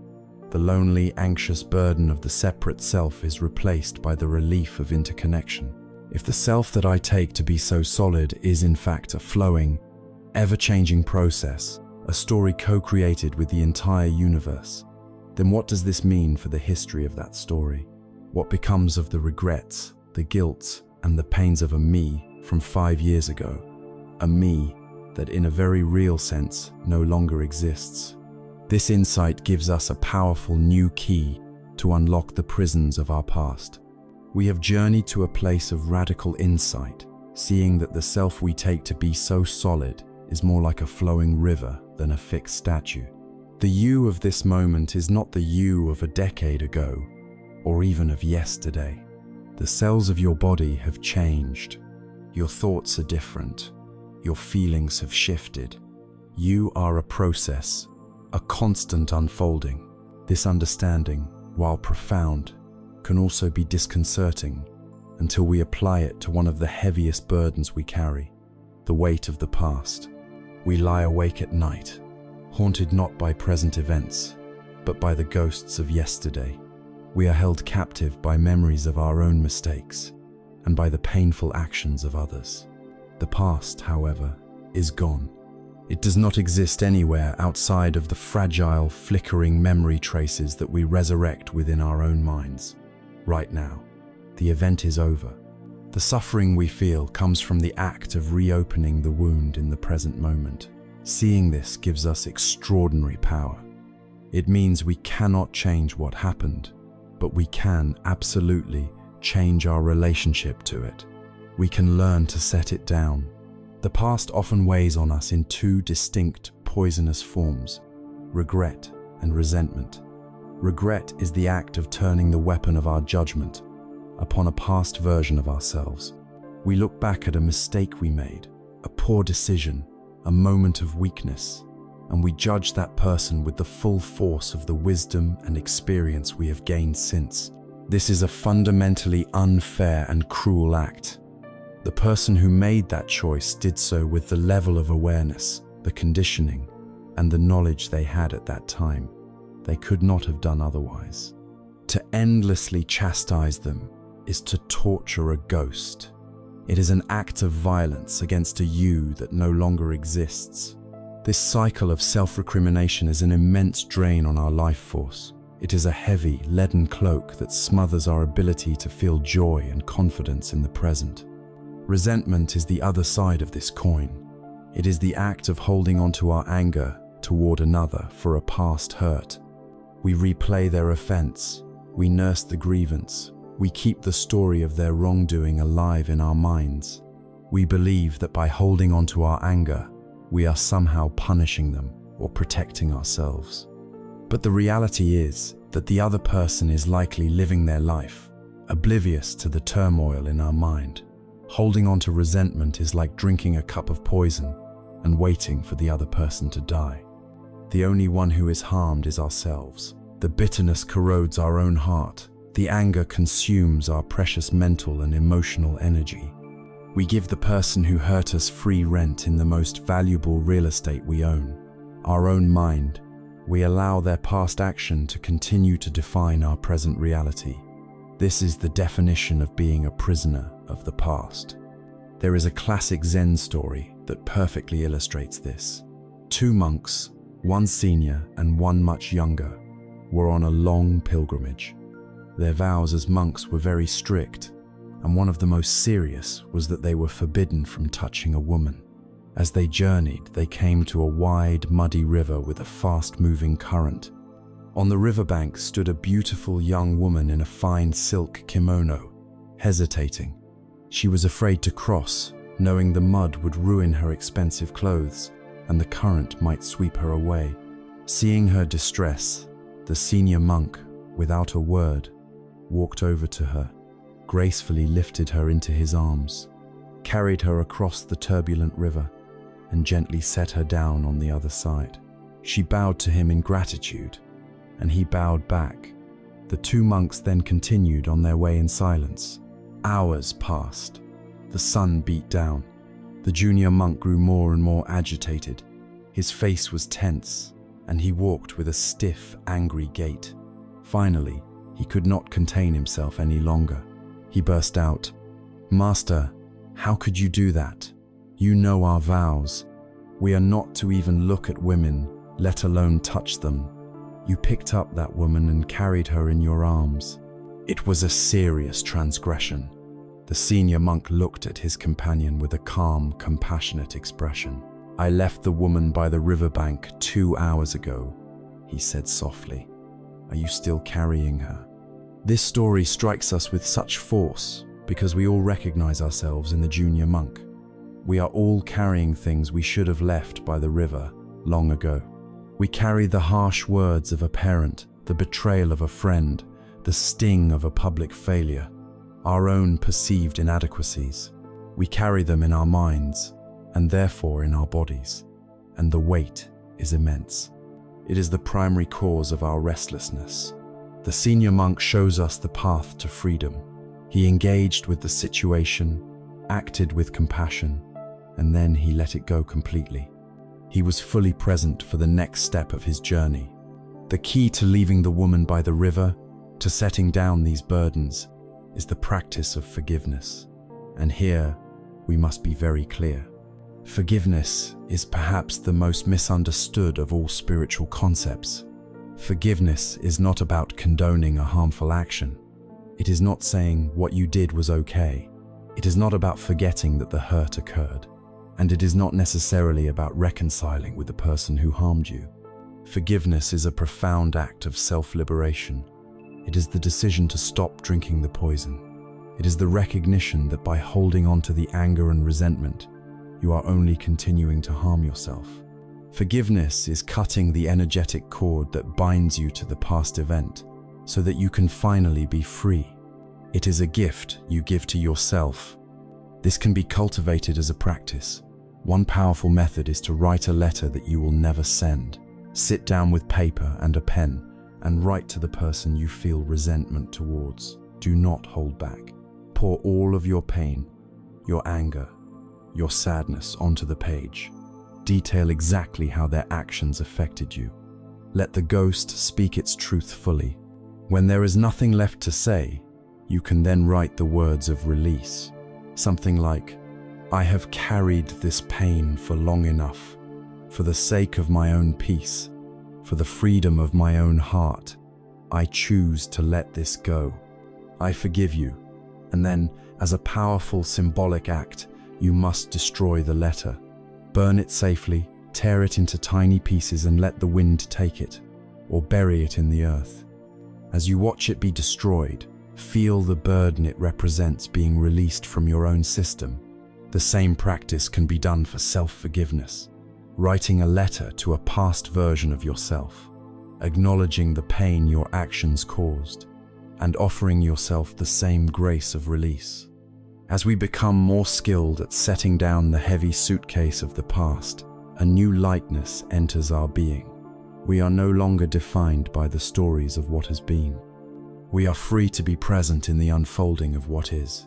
But we may soon notice that we often drop one heavy bag only to pick up another. This other bag is filled not with the ghosts of memory, but with the phantoms of projection. It is the equally heavy, and perhaps even more exhausting, burden of the future, the weight of anxiety. Having found a measure of peace with where we have come from, we must now learn to walk with freedom and wisdom toward where we are going, without being crippled by the fear of what we might or might not find there. Having learned to gently set down the heavy suitcase of the past, unburdening ourselves from the ghosts of regret and resentment, we experience a newfound freedom. We are no longer chained to a me that no longer exists. But as we stand in this clearer space, we often find our hand reaching for another piece of luggage, one that can feel even heavier and more unwieldy. This is the suitcase of the future, While the past haunts us with what has been, the future torments us with what might be. This is the domain of anxiety, the land of what if. It is a shimmering, undefined, and terrifying landscape created entirely by the projections of our own minds. To find true peace, the kind that allows for deep and restorative rest, we must learn not only to make peace with where we have been, but also to walk with ease and wisdom into the uncertainty of where we are going. To approach anxiety with compassion, it is first helpful to understand its origins. The human mind is a magnificent survival machine, honed over millions of years of evolution. Our ancestors survived in a dangerous world because their minds were brilliant at one thing: predicting threats. The brain that could imagine a predator lurking behind a rock or anticipate a harsh winter was the brain that passed on its genes. This forward-thinking, problem-anticipating function is deeply wired into our neural circuitry. It is, at its root, a mechanism of love the deep biological drive to protect ourselves and keep ourselves safe. In the modern world, however, this ancient software is running on new hardware. The tiger has been replaced by a deadline. The threat of starvation has been replaced by the fear of social judgment. The same mental mechanism that once scanned the savannah for lions now scans the future for potential failures, embarrassments, and losses. Anxiety is not a personal failing. It is an evolutionary feature that has become overactive. It is a fire alarm that is exquisitely sensitive, often going off when there is no fire, only the smoke of a thought. The key to working with this mechanism is to learn the crucial difference between wise planning and useless worry. Wise planning is an activity of the present moment. It is grounded, calm, and productive. You look at a future event. You assess what you can do right now to prepare for it. You take those concrete steps, and then you let it go. If you have an important presentation, wise planning is researching your topic, creating your slides, and practicing your speech. It is an effective use of your energy. Useless worry, which is the engine of anxiety, is an activity of the imagination. It takes place entirely in a future that does not exist. It is a repetitive, draining, and unproductive cycle of spinning catastrophic scenarios. It is lying in bed at night, not practicing your speech, but vividly imagining yourself forgetting your words, being ridiculed by your colleagues, and losing your job. Wise planning empowers you. Useless worry paralyzes you. The art of living peacefully with an uncertain future lies in learning to engage in the former while consciously releasing the latter. The most liberating insight we can have about anxiety is that the future is not real. It is a phantom. It has no existence outside of the thoughts that are appearing in your mind right now. When you feel the tight knot of anxiety in your stomach, you are not reacting to an actual event. You are reacting to a mental movie that you are producing, directing, and starring in. You are suffering from shadows of your own making. Seeing this clearly changes everything. It means you don't have to fight the phantom future. You don't have to solve all the imaginary problems. You just have to recognize that you are lost in a dream and gently wake yourself up into the reality of the present moment. The future has no power over you. Your thoughts about the future, however, can hold you completely captive. The practice is to see the thought as just a thought, not as a prophecy. There is a simple story of a farmer that illustrates this perfectly. The farmer was given a beautiful, fertile plot of land and a bag of high-quality seeds. The planting season had begun, but instead of going out to his field to plow the soil and sow the seeds, the farmer sat under a tree at the edge of his property, his head in his hands. He began to worry. What if I go to all the trouble of planting, and a drought comes and all the seeds wither in the earth? As he fretted about this, he then thought, or what if I plant the seeds and the rains are too heavy, and a great flood comes and washes all my seedlings away? Then his mind leaped to another possibility. What if I have a perfect crop But just before the harvest, a swarm of locusts descends and devours everything. He worried about hailstorms and early frosts. He worried about thieves in the night. He worried about the market price of his crop being too low to make a profit. He spent the entire precious planting season lost in these terrifying imaginary futures. The seasons turned, and his field remained barren. His worst fears, the drought, the flood, the locust shad, not come to pass. But his own worry, his own paralysis fueled by anxiety, had produced the exact same result as a catastrophe, an empty harvest. We are all this farmer. We are given the fertile field of this present moment, rich with the potential for peace, for connection, for joy. But we sit at its edge, lost in our minds, worrying about the potential droughts and floods of tomorrow. And so, we fail to cultivate the very peace we so desperately seek. We can learn to be a wiser farmer. When the mind begins its litany of what-ifs, we can practice some simple grounding techniques. We can play a game with the mind. When it asks, what if the absolute worst happens? We can consciously counter with, what if the absolute best happens? Or what if what happens is perfectly manageable and okay? This helps to break the mind's powerful negative bias. We can also practice bringing our attention firmly into our circle of control. Imagine a circle drawn around you. Inside the circle are the things you have agency over right now: your breath, your posture, your choice of what to say next, your decision to take one small, useful action. Outside the circle is everything else: other people's opinions, the global economy, future events. Anxiety is the act of living outside your circle. Peace is found by gently but firmly bringing your attention back inside the circle to what you can actually do and be, right here, right now. The simplest way to do this is to come to your senses. When lost in the phantom world of the future, drop anchor in the physical reality of the present. Name 5 things you can see. Notice 4 sensations in your body. Identify 3 sounds you can hear. This act of sensory grounding is a powerful circuit breaker for an anxious mind. As we learn to set down the heavy burdens of both yesterday's regrets and tomorrow's fears, we find ourselves standing in the clear, uncluttered space of the present moment. This space is precious. It is the only place where life is actually lived.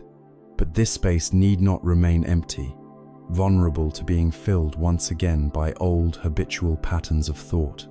Now that we have done the work of clearing the ground, we can begin the joyful and life-affirming practice of consciously planting a garden here. We can move from the work of emptying our minds of negativity to the work of actively filling our hearts with positive qualities. We can begin the gentle cultivation of kindness, compassion, and goodwill, watering the seeds of a resilient and tender heart that can protect us from the weeds of fear and resentment ever taking root again. By courageously setting down the heavy bags of the past and the future, we arrive in the clean, uncluttered space of the present moment. This is a monumental achievement, a return home. But a cleared field, left untended, can soon be overgrown by the same old weeds of worry and resentment. Therefore, our work is not done. We now shift from a practice of letting go to a practice of actively cultivating. We begin the joyful work of planting a garden in the cleared field of the mind, a garden of wholesome, positive states that can, in time, grow so lush and beautiful that there is little room for the weeds to take root. The first, most important, and most nourishing seed we can plant is the seed of metta. This is a Pali word often translated as loving kindness, but it can also be understood as unconditional friendliness, boundless goodwill, or benevolent affection. It is the heart's natural radiance, a gentle warmth that we can learn to nurture and extend to ourselves and to all of life. Metta is the direct and powerful antidote to the harsh inner critic and the fear-based contractions of the heart. For every arrow of self-judgment we fire, metta is the soothing balm of self-compassion. For every surge of anger and irritation towards others, metta is the cooling water that extinguishes the flames. For every moment of fear and anxiety that makes our world feel small and threatening, metta is the expansive warmth that reminds us of our connection to all things. It is a fundamental shift in our inner posture, from one of braced defense to one of open-hearted friendliness. This practice does not ask us to ignore or deny the difficulties of life. Rather, it gives us the emotional resilience and warmth of heart needed to meet those difficulties with grace, courage, and wisdom. Crucially, this practice must begin with ourselves. In our culture, we are often taught that focusing on ourselves is selfish. But in the inner world, self-compassion is the absolute foundation for genuine kindness towards others. You cannot pour from an empty cup. You must first learn to offer this unconditional friendliness to your own being. Think of the safety instructions on an airplane.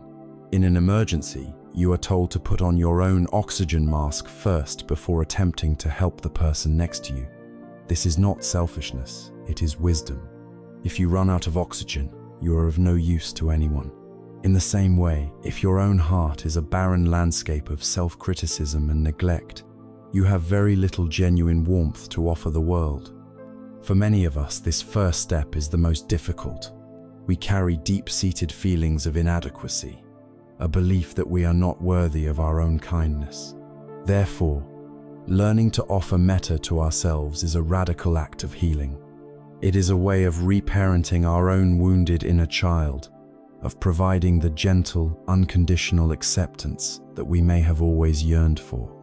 Let us begin this practice now. Find a comfortable posture and gently close your eyes.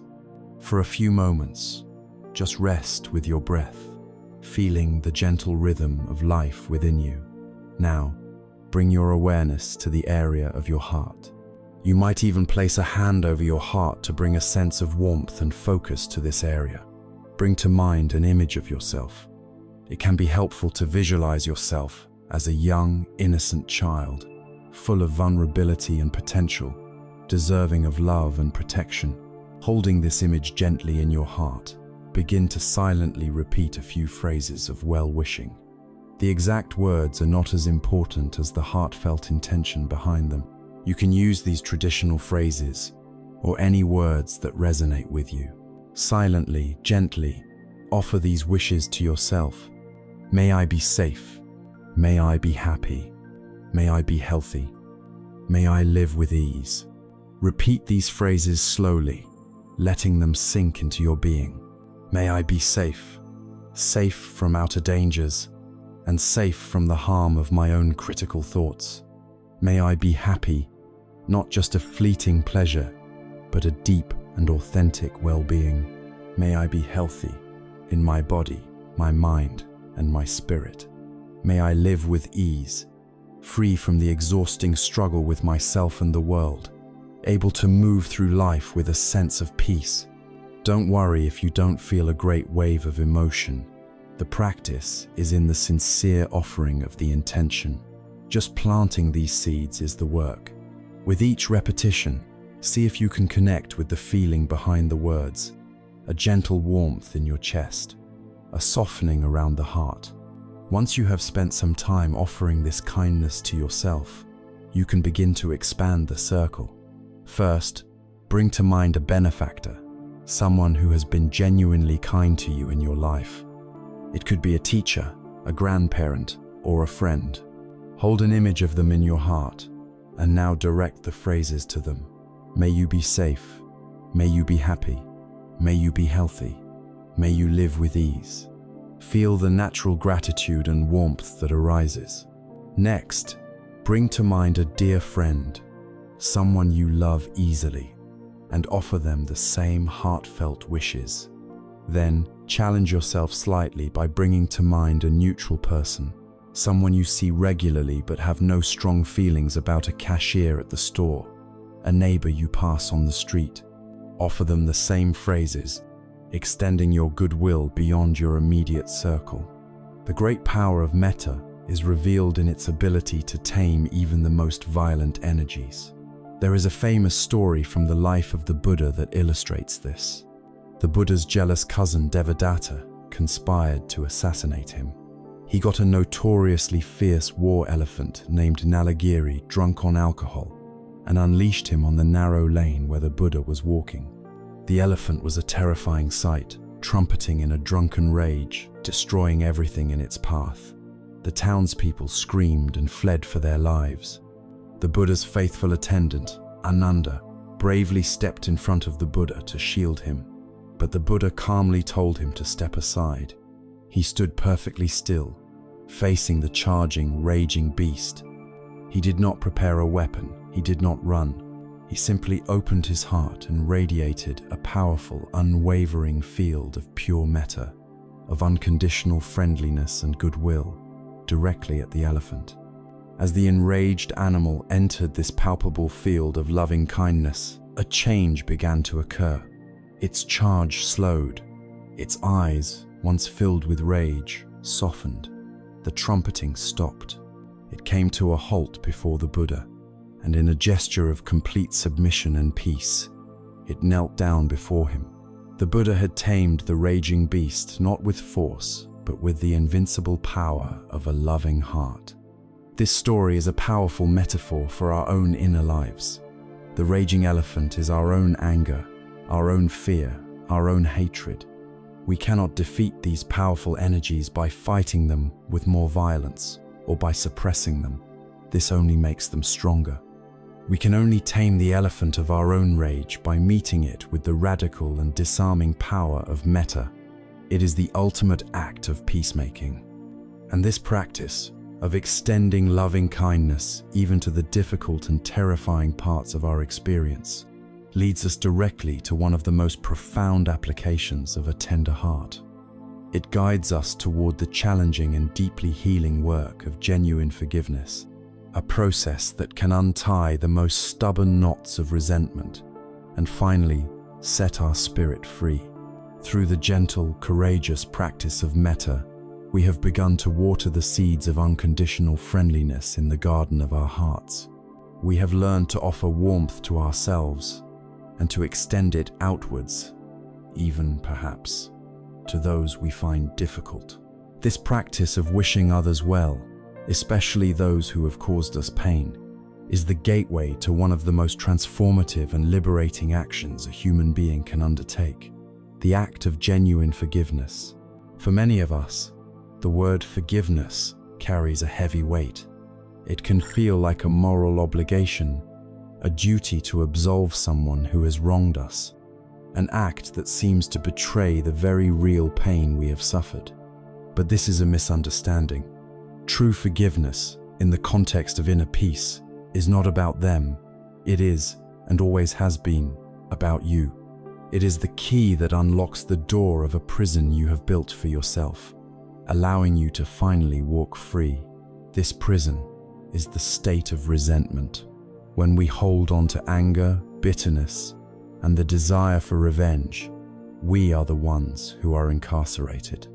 The person who hurt us may be miles away, living their life, perhaps not even remembering the event that has become a cornerstone of our own suffering. Yet we keep them alive in our minds. We give them power over our present-day emotions.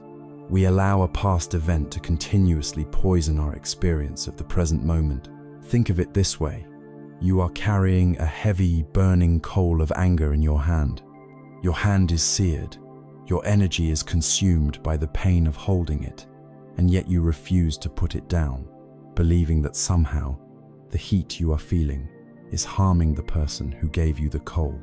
The logic is flawed, but the suffering is real. Resentment is the daily act of reopening a wound, ensuring it can never heal. It is a toxic burden that drains our vitality, clouds our perception, and tethers us to the very pain we wish to escape. The decision to forgive is the decision to finally drop the hot coal, not because the person who gave it to you deserves it, but because you deserve to have your hand back. You deserve to be unburned. To embark on this path, we must first be absolutely clear about what forgiveness is not. Forgiveness is not condoning. It is not saying that the harmful action was acceptable. Harm is harm, and wisdom requires us to see that clearly. Forgiveness is not forgetting. Our memories serve a purpose, teaching us lessons about boundaries and safety. The goal is not to develop amnesia, but to remove the toxic emotional charge from the memory. Forgiveness is not necessarily reconciliation. It does not mean you have to trust that person again, let them back into your life, or even speak to them at all. Sometimes, the wisest course of action is to maintain a safe distance. And forgiveness is not a sign of weakness. It is a demonstration of immense inner strength. It is the choice to prioritize your own peace over the bitter satisfaction of being right. Forgiveness, then, is an internal act. It is the courageous and personal decision to release the grievance, to let go of the story of blame and anger, and to reclaim the energy and peace that resentment has stolen from you. The path of forgiveness is a tender process, one that cannot be rushed. It begins with acknowledging the full reality of the pain. You cannot heal a wound by pretending it doesn't exist. You must allow yourself to feel the anger, the sadness, the sense of injustice. The practice of writing an unsent letter, pouring out all your feelings without censorship, can be an invaluable first step. This honors the truth of your experience. It validates the first arrow. Once the pain has been fully acknowledged, the next step is to clearly see the cost of not forgiving. This is a mindfulness practice in itself. You begin to notice how the story of resentment affects your bodily tension in your shoulders, the clenching in your jaw. You notice how it colors your thoughts, turning your mind into a bitter courtroom where you are both prosecutor and judge. You see how it robs you of moments of potential joy. When you see, clearly and directly, that holding on to this burden is a form of self-harm, the motivation to let it go arises naturally. This leads to the third step, setting the intention. It can be a quiet, internal whisper. For the sake of my own heart, for my own peace, I am willing to begin the process of letting this go. This willingness is everything. It is the key turning in the lock of the prison door. The final step is the most challenging and the most transformative. It is the cultivation of a wider perspective, a form of compassion. This does not mean you have to like the person or approve of their actions. It means you make an effort to see them not as a two-dimensional villain, but as a complex, flawed, and likely suffering human being. The great truth of this world is that hurt people hurt people. The actions that wounded you most likely arose from that person's own confusion, their own fear, their own ignorance, their own unhealed pain. Seeing this does not excuse their behavior, but it can depersonalize it. It allows you to see the action as part of a tragic, universal pattern of suffering, rather than a personal attack aimed solely at you. This is where the practice of metta becomes a powerful tool. Tentatively, you can try extending the wish for them to be free from the very suffering that caused them to harm you in the first place. This act purifies your own heart of the poison of hatred. Perhaps the most challenging forgiveness of all is the forgiveness we must extend to ourselves. We are often our own harshest critics, holding ourselves to standards of perfection that we would never demand of others. We endlessly punish ourselves for past mistakes, carrying a burden of guilt that robs us of any chance for present happiness. All the same principles apply. We must acknowledge the pain our actions caused, to ourselves or others. We must see the cost of our endless self-flagellation, and we must learn to offer ourselves the same compassion we would offer a dear friend who had made a mistake. We must learn to look at the past version of ourselves who acted out of ignorance or pain and offer them the grace of understanding. The world's great stories of moral courage are filled with the power of forgiveness. Individuals like Nelson Mandela, who spent 27 years unjustly imprisoned, emerged not with bitterness, but with a spirit of forgiveness that healed a nation. Holocaust survivors have found the strength to forgive their Nazi tormentors, not to absolve them, but to finally liberate themselves from the psychic chains of their captors.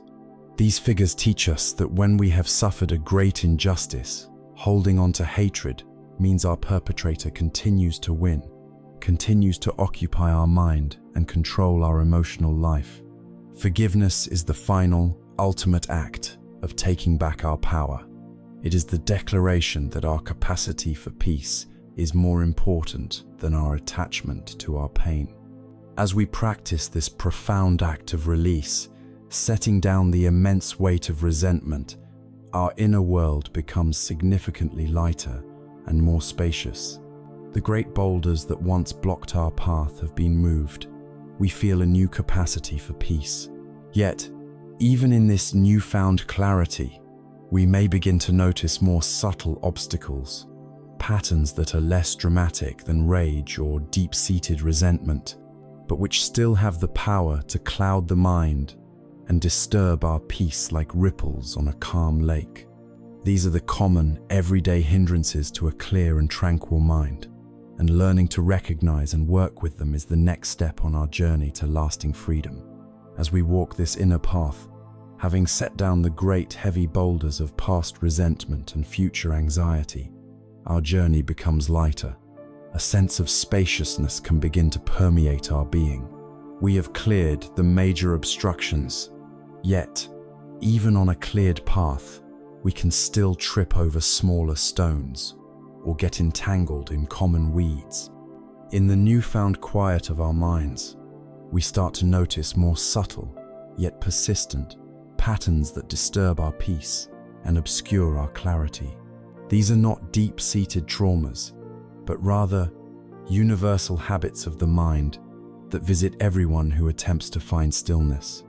The Buddhist tradition, with its incredibly precise psychological acuity, identified these common obstacles over 2,500 years ago.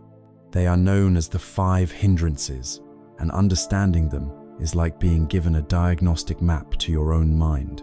Recognizing them is not a sign of failure. It is a sign that your mindfulness is becoming sharp enough to see what has been there all along. Imagine your natural mind is like a clear, still bowl of water. When it is undisturbed, you can see right through it to the bottom, perceiving reality just as it is. The 5 hindrances are 5 different ways this clear water can be disturbed, making it impossible to see clearly. The practice is not to blame yourself for the disturbance, but simply to recognize, the water is disturbed in this particular way right now. The first hindrance is sensual desire. This is like pouring a vibrant, beautiful dye into the water. Suddenly, the water is no longer clear, but is swirling with captivating reds, blues, and greens. The mind is drawn away from the simple reality of the present moment and pulled towards a fantasy of pleasure. In meditation, this manifests as the mind leaving the breath to plan a delicious meal, to daydream about a romantic partner, or to relive a pleasant memory. It is the gravitational pull of the senses, the constant search for the next pleasant sight, sound, smell, taste, or touch. It's a leaning toward energy, a hunger for something other than what is right here. When it is present, the mind is captivated, distracted, and unable to rest in simple contentment. The second hindrance is ill will or aversion. This is like putting the bowl of water on a fire and bringing it to a boil. The water bubbles and seethes with turbulent, hot energy. Nothing can be seen clearly in its churning surface. This is the energy of pushing away, of resistance. It manifests as anger, frustration, resentment, hatred, and judgment. In your practice, it might be irritation at the sound of a dog barking outside. It might be a surge of anger as you remember an old argument. It can even be frustration with yourself or the practice itself. This is so boring. Why can't I concentrate? It is the energy of the second arrow, the painful contraction of the heart that says no to reality.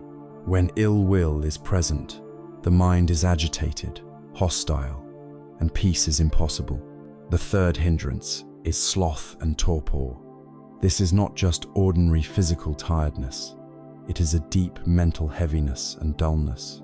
This is like the bowl of water becoming thick and stagnant, overgrown with a slimy layer of algae. The water is dark, murky, and there is no energy in it. Sloth is the laziness of the mind, its unwillingness to make an effort. Torpor is the sinking, drowsy, foggy state that can easily lead to sleep during meditation. It's a feeling of being half-conscious, wrapped in a thick, heavy blanket. When sloth and torpor are present, the mind lacks clarity and brightness. It is sluggish and unable to investigate experience with any precision. The fourth hindrance is restlessness and worry. If ill will is boiling water, restlessness is water being whipped into a frenzy by a strong wind. The surface is choppy and chaotic, unable to reflect anything with stillness. This is the classic monkey mind, the mind that cannot settle. Restlessness is the agitated, fidgety energy in the body and mind, the inability to stay put for even a moment. It leaps from one thought to the next without a pause. Worry, its close companion, is the cognitive component of this state. It is the mind churning over past mistakes and future problems, caught in loops of anxiety and regret. When restlessness and worry are present, the mind is like a kite in a hurricane, completely out of control and unable to find any grounding. The fifth and final hindrance is skeptical doubt.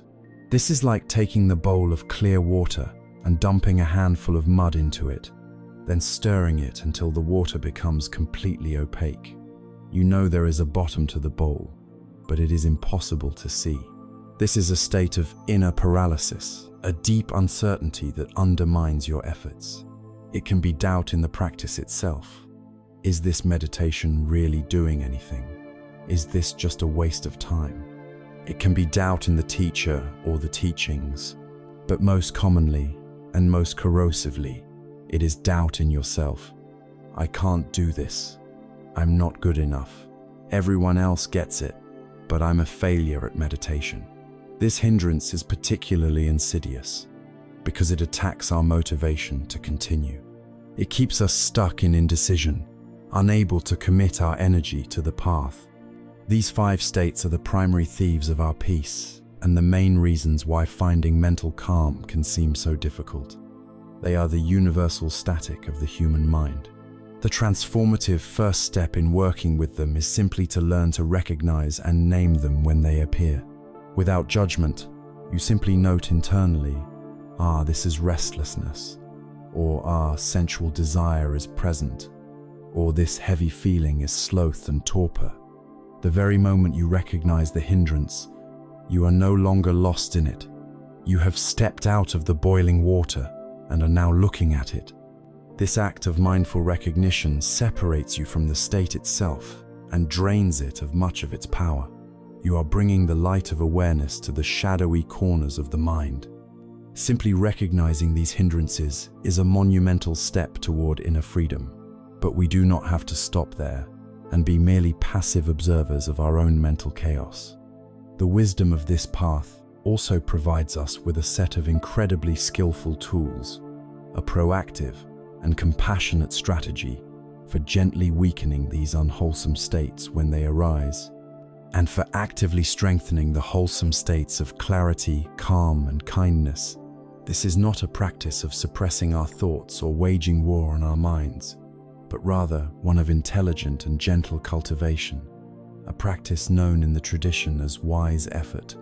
Having identified the 5 hindrances, the common thieves that steal our inner peace, we are no longer in the dark. We have been given a map to the challenging terrain of our own minds. But a map, while useful, is not enough. We also need a method for navigating this terrain skillfully. The natural question arises, now that I can recognize these hindrances, what do I do about them? The answer to this question is not to declare war on our minds, nor is it to passively surrender to the chaos. The path forward is one of skillful, intelligent, and compassionate action. This is the practice of Sama Vayama, or wise effort. It is a dynamic and empowering approach that transforms us from being a victim of our mental states into being the wise and gentle gardener of our own heart. Imagine your mind is a garden. Like any garden, it has the potential to grow beautiful, nourishing flowers and vegetables, but it is also susceptible to invasive weeds.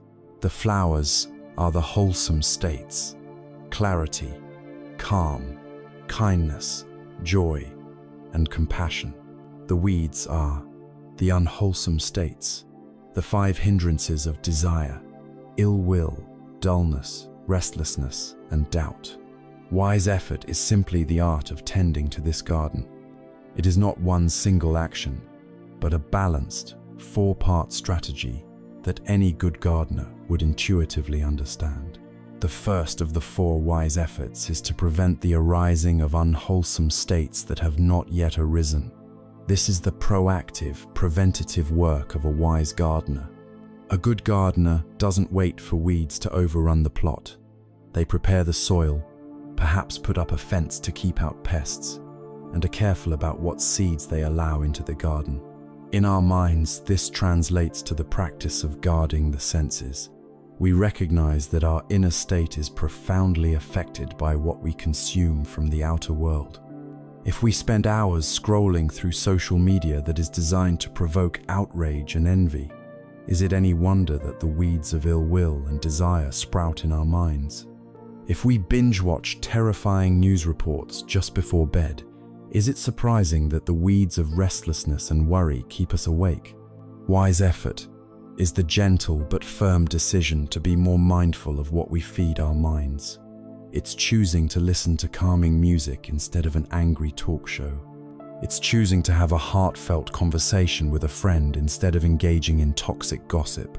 It is not about isolating ourselves from the world, but about recognizing the triggers that reliably plant weed seeds in our garden, and choosing, when we can, not to sow them.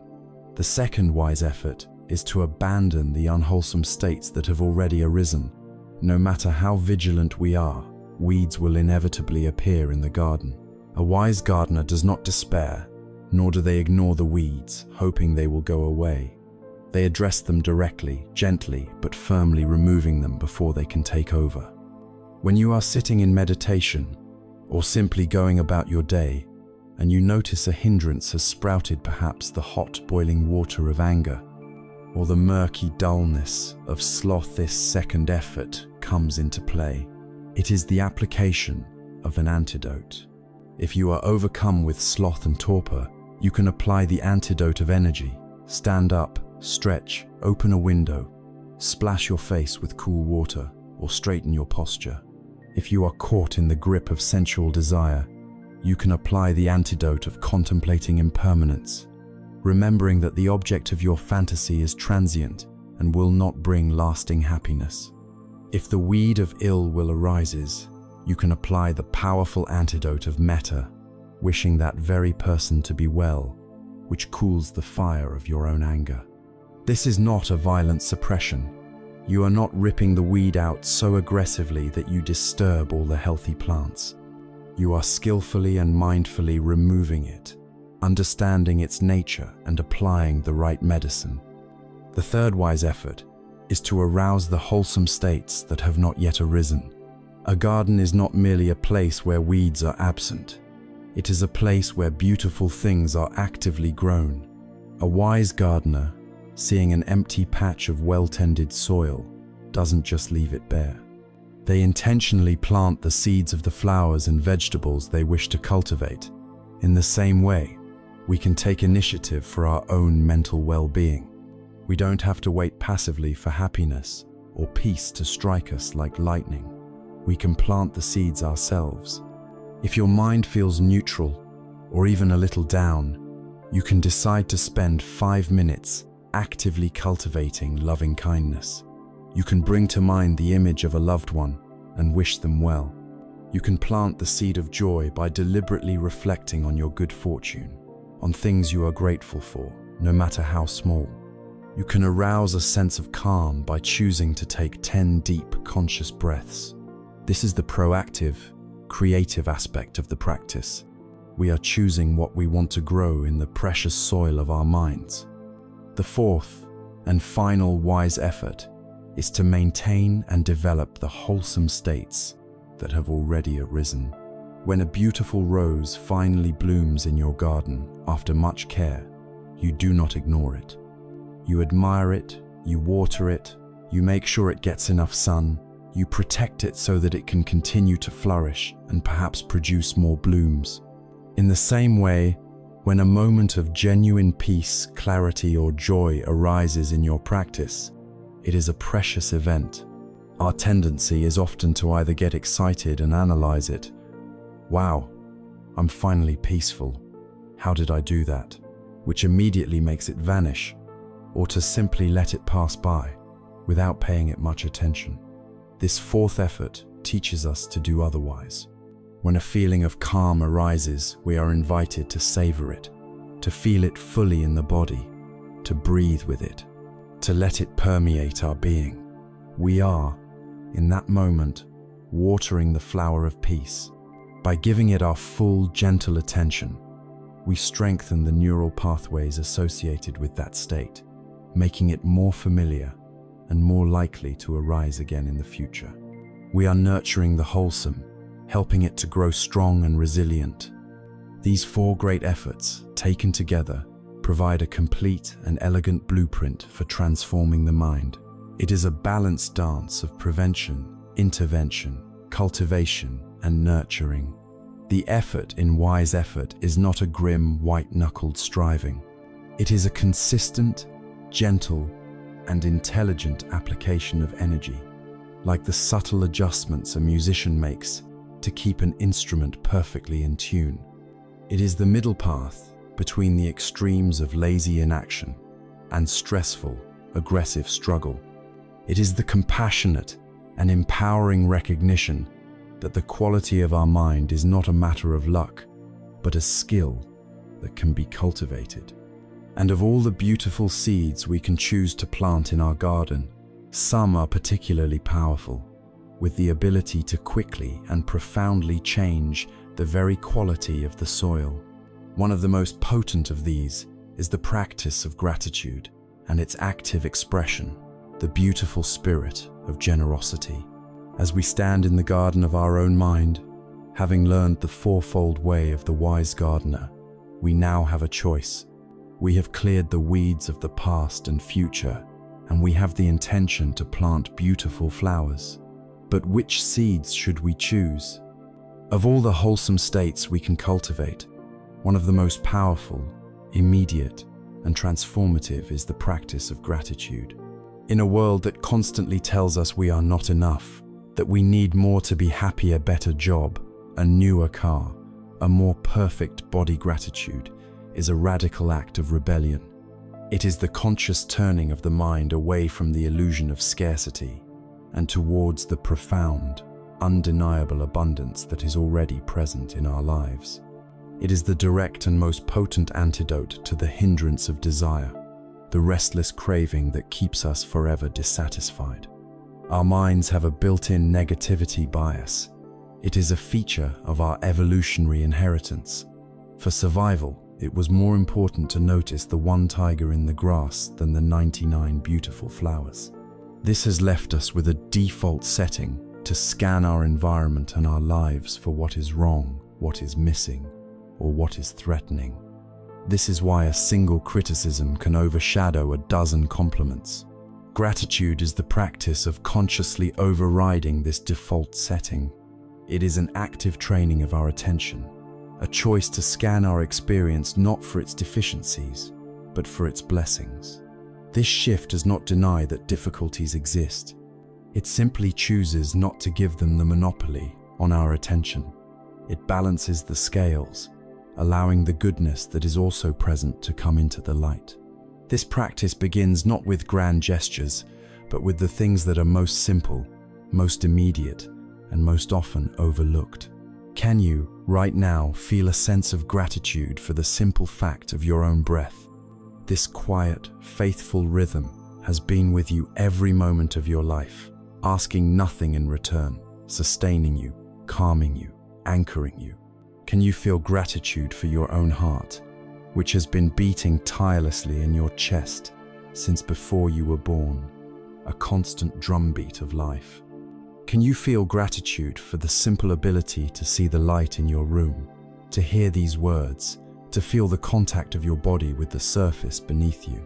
These are not small things, they are miracles. To anchor our gratitude in these ever-present, fundamental realities is to build a foundation of well-being that is not dependent on whether things are going our way. It is to find a wealth that can never be taken from you. A powerful way to strengthen this mental muscle is to begin a daily gratitude practice. Each evening, before you sleep, take a few moments with a notebook and pen. The task is simple. Write down 3 to 5 specific things from your day for which you are grateful. The key here is specificity. Instead of just writing, "I'm grateful for my family," you might write, "I'm grateful for the way my partner smiled at me this morning," or "I'm grateful for the 5 minutes I spent laughing with my child." Instead of just, "I'm grateful for nature," you might write, "I'm grateful for the feeling of the cool breeze on my face when I stepped outside," or "I'm grateful for the intricate pattern on that one leaf I noticed."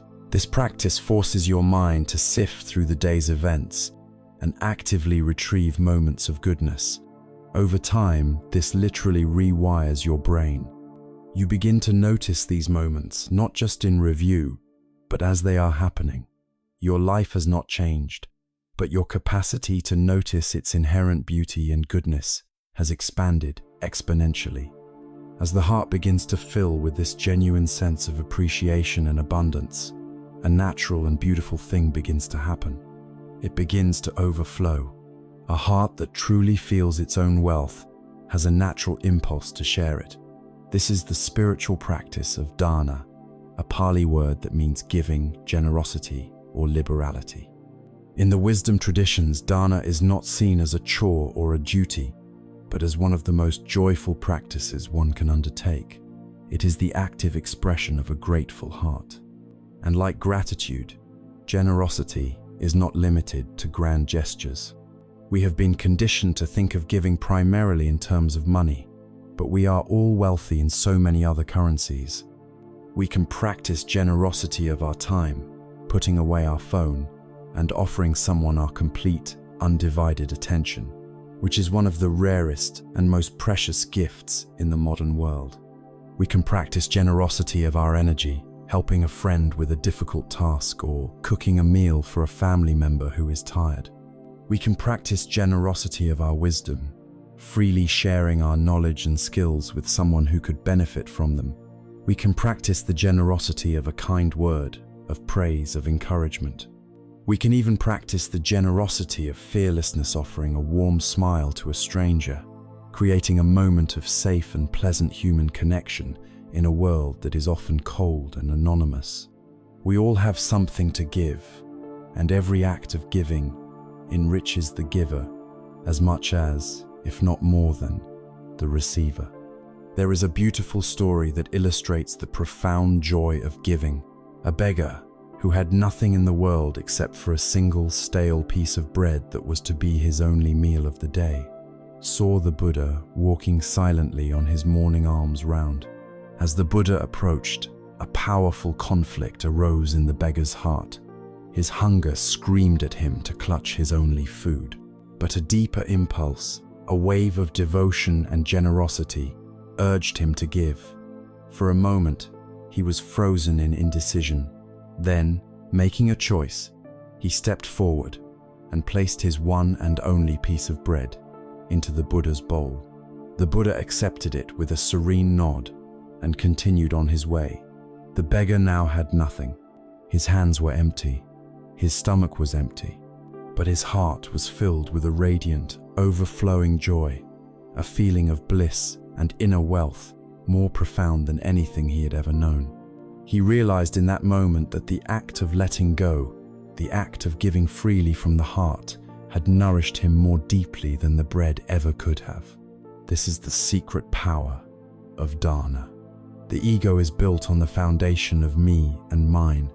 It constantly seeks to accumulate and protect its territory.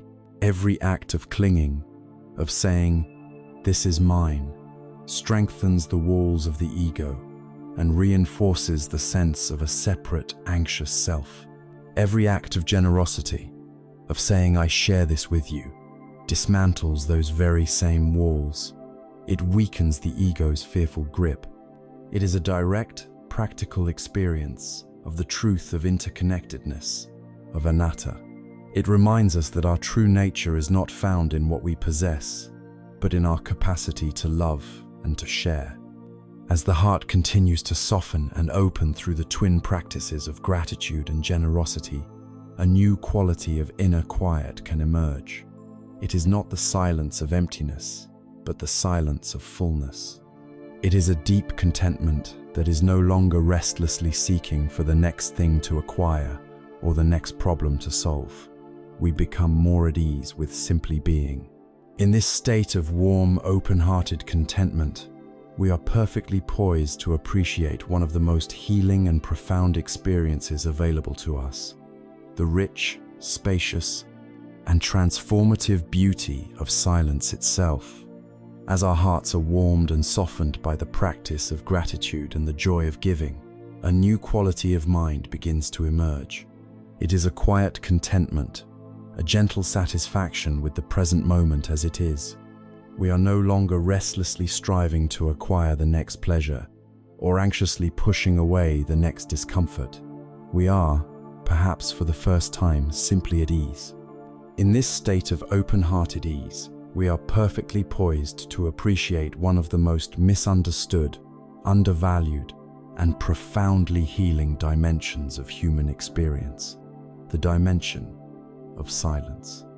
In our modern world, silence has become something to be feared, an empty void that must be filled at all costs. We have become a culture of noise, both external and internal. We wake up and immediately reach for our phones, filling our minds with news, emails, and the opinions of others. We drive in our cars with the radio or a podcast constantly playing. We walk through the world with headphones on, creating a personal soundtrack that shields us from the ambient sounds around us, and more importantly, from the sound of our own being. We have become terrified of what we might find in the quiet. We are afraid that if we stop the endless stream of distractions, we will be left alone with our own restlessness, our own sadness, our own unresolved pain. And so we run. We fill every spare moment with more noise, more information, more doing, hoping to outrun the silence and the truth of what lies within it. But this running is exhausting, and it keeps us from ever truly coming home to ourselves. The practice of embracing silence is the courageous act of stopping, of turning around, and of gently, kindly, making peace with the inner world we have been so desperately fleeing. We can begin by cultivating external silence as a way of inviting internal stillness. While true, deep silence is a quality of the mind, it is nourished by reducing the amount of sensory input we feed it. You can experiment with this. Try driving to work one day without the radio on. Simply be present with the act of driving, the feeling of your hands on the wheel, the sight of the road ahead. Try taking a walk in nature without your headphones. Listen instead to the sound of the wind in the trees, the crunch of leaves under your feet, the call of a bird. In the morning, before you reach for your phone, try sitting for just 5 minutes with a cup of tea in silence. These small acts of creating external quiet are not deprivations, they are gifts. They are moments where you allow your nervous system to reset, to discharge the accumulated static of constant stimulation. This outer quiet creates a space where the inner quiet has a chance to be heard. The true value of silence is best understood through the metaphor of music. Think of the most beautiful piece of music you have ever heard. What gives it its power, its emotion, its beauty? It is not merely the collection of notes. A computer could play every note of a symphony perfectly in order, but without phrasing and rhythm, it would be a meaningless wall of sound. The soul of the music lies in the silence between the notes. It is the pause after a dramatic crescendo that makes it so powerful. It is the space between the phrases of a melody that allows it to breathe and to touch our hearts. The silence is not an absence of music. It is an integral part of the music itself. It is what gives the notes their meaning and their shape. Our lives are just like this. The notes are our activities, our work, our conversations, our meals, our tasks, our moments of joy and sorrow. We have become obsessed with cramming as many notes as possible into every single measure, rushing from one activity to the next, with no pauses, no rests, no silence in between. We live our lives as an unbearable wall of noise, and we wonder why we feel so exhausted, so fragmented, and so lacking in meaning. The moments of silence, of stillness, of non-doing that we so fear are the very things we need most. They are the pauses that allow us to integrate our experiences. They are the spaces where reflection, insight, and wisdom can finally arise. They are what give the notes of our life their coherence and their beauty. Without the silence, we have only noise. When we finally gather the courage to sit in the quiet, we discover that silence is not empty. It is profoundly full. It is in the stillness that we finally begin to hear. We hear the quiet whispers of the body, the subtle aches and tensions that we have been overriding with our busyness. We hear the deeper longings of our own hearts, the quiet voice of our intuition that is so often drowned out by the shouting of our analytical minds. Creative breakthroughs and profound insights rarely happen when we are actively trying to solve a problem. They tend to emerge from the stillness, from the quiet spaciousness of a mind that has finally let go of the struggle. Silence is the fertile ground from which our deepest wisdom springs. You can formalize this into a practice. You can gift yourself a small period of what is sometimes called noble silence. It might be for 1 hour on a weekend morning.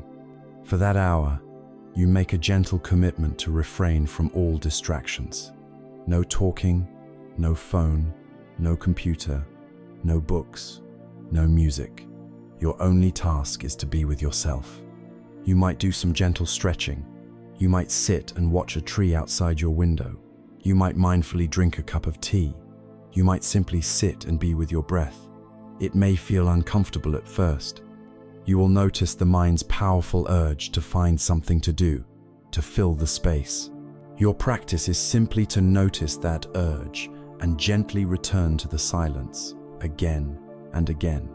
You are training yourself to be a good friend to yourself, to be comfortable in your own company. A digital detox, even for just a few hours, is a powerful modern version of this ancient practice. As we become more at ease with resting in this quiet, spacious stillness, a subtle and beautiful shift in our perception begins to take place. We start to see the world with new eyes. We see not just a collection of separate events and objects appearing and disappearing in the silence, but we begin to notice the invisible threads that connect them all. We see how a thought gives rise to a feeling, which creates a sensation in the body, which in turn triggers another thought. We see how the rain that falls is connected to the cloud that formed it, which is connected to the sun that evaporated the water from the ocean. In the deep quiet, the illusion of separation begins to dissolve. We see that nothing arises from nothing. Everything in existence is part of a vast, intricate, and mysterious web of causes and conditions. In the heart of the stillness, we begin to directly perceive the profound truth of dependent origination. As we learn to rest in the fertile emptiness of silence, our senses quiet down and a new, more subtle perception begins to dawn. We start to notice the intricate connections between things. We see how a memory can trigger a feeling in the heart, which in turn creates a physical sensation of tightness in the body. We notice how a kind word from another can soften our entire outlook for hours. In the stillness, the illusion that things exist as separate, isolated entities begins to crumble. We are stepping into a direct experience of one of the most profound and central insights of the contemplative traditions, the truth of paticcasamuppada, or dependent origination. This is the understanding that nothing, absolutely nothing, exists on its own. Everything arises in dependence upon other things. Everything is deeply, inextricably interconnected. This is the truth of what is sometimes called interbeing. To understand this, let us look at something simple, like the sheet of paper this script might be printed on.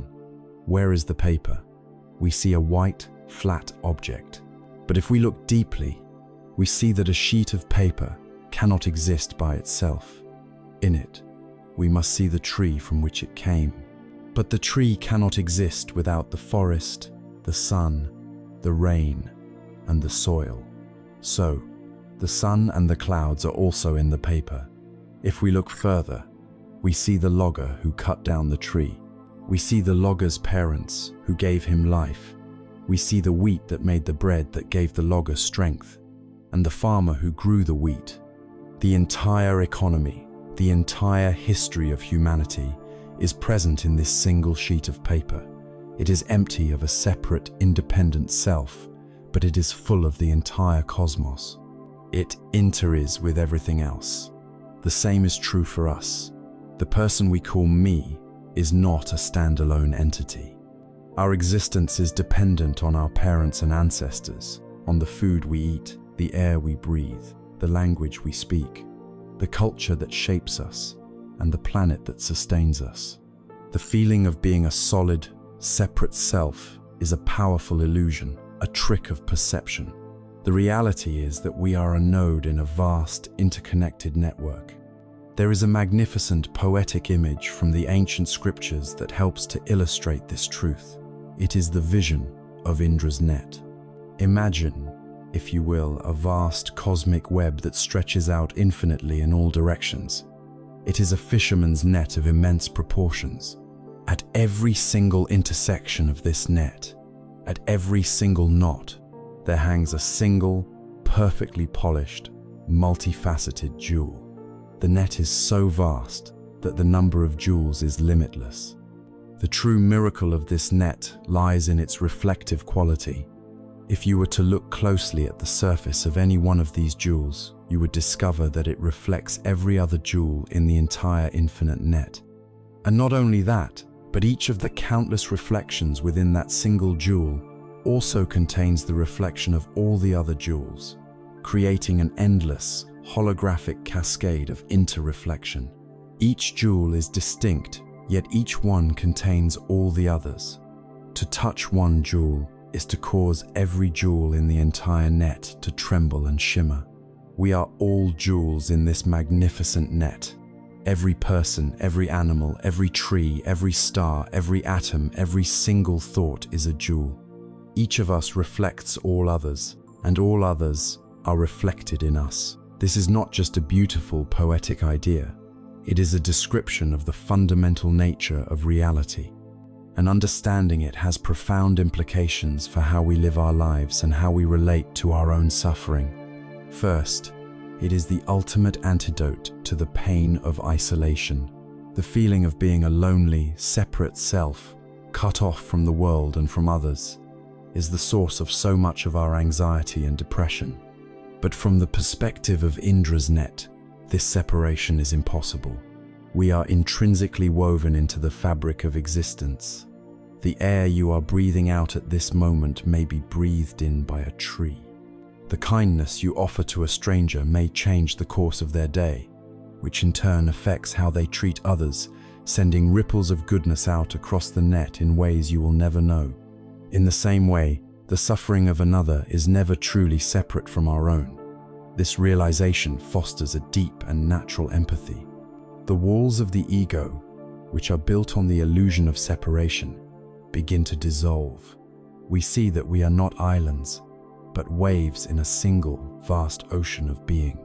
Second, This understanding gives us a sense of profound yet humble agency. If everything is interconnected, then our every action, word, and thought matters. They are not isolated events that disappear without a trace. They are causes that will have effects. They are vibrations sent out across the entire net.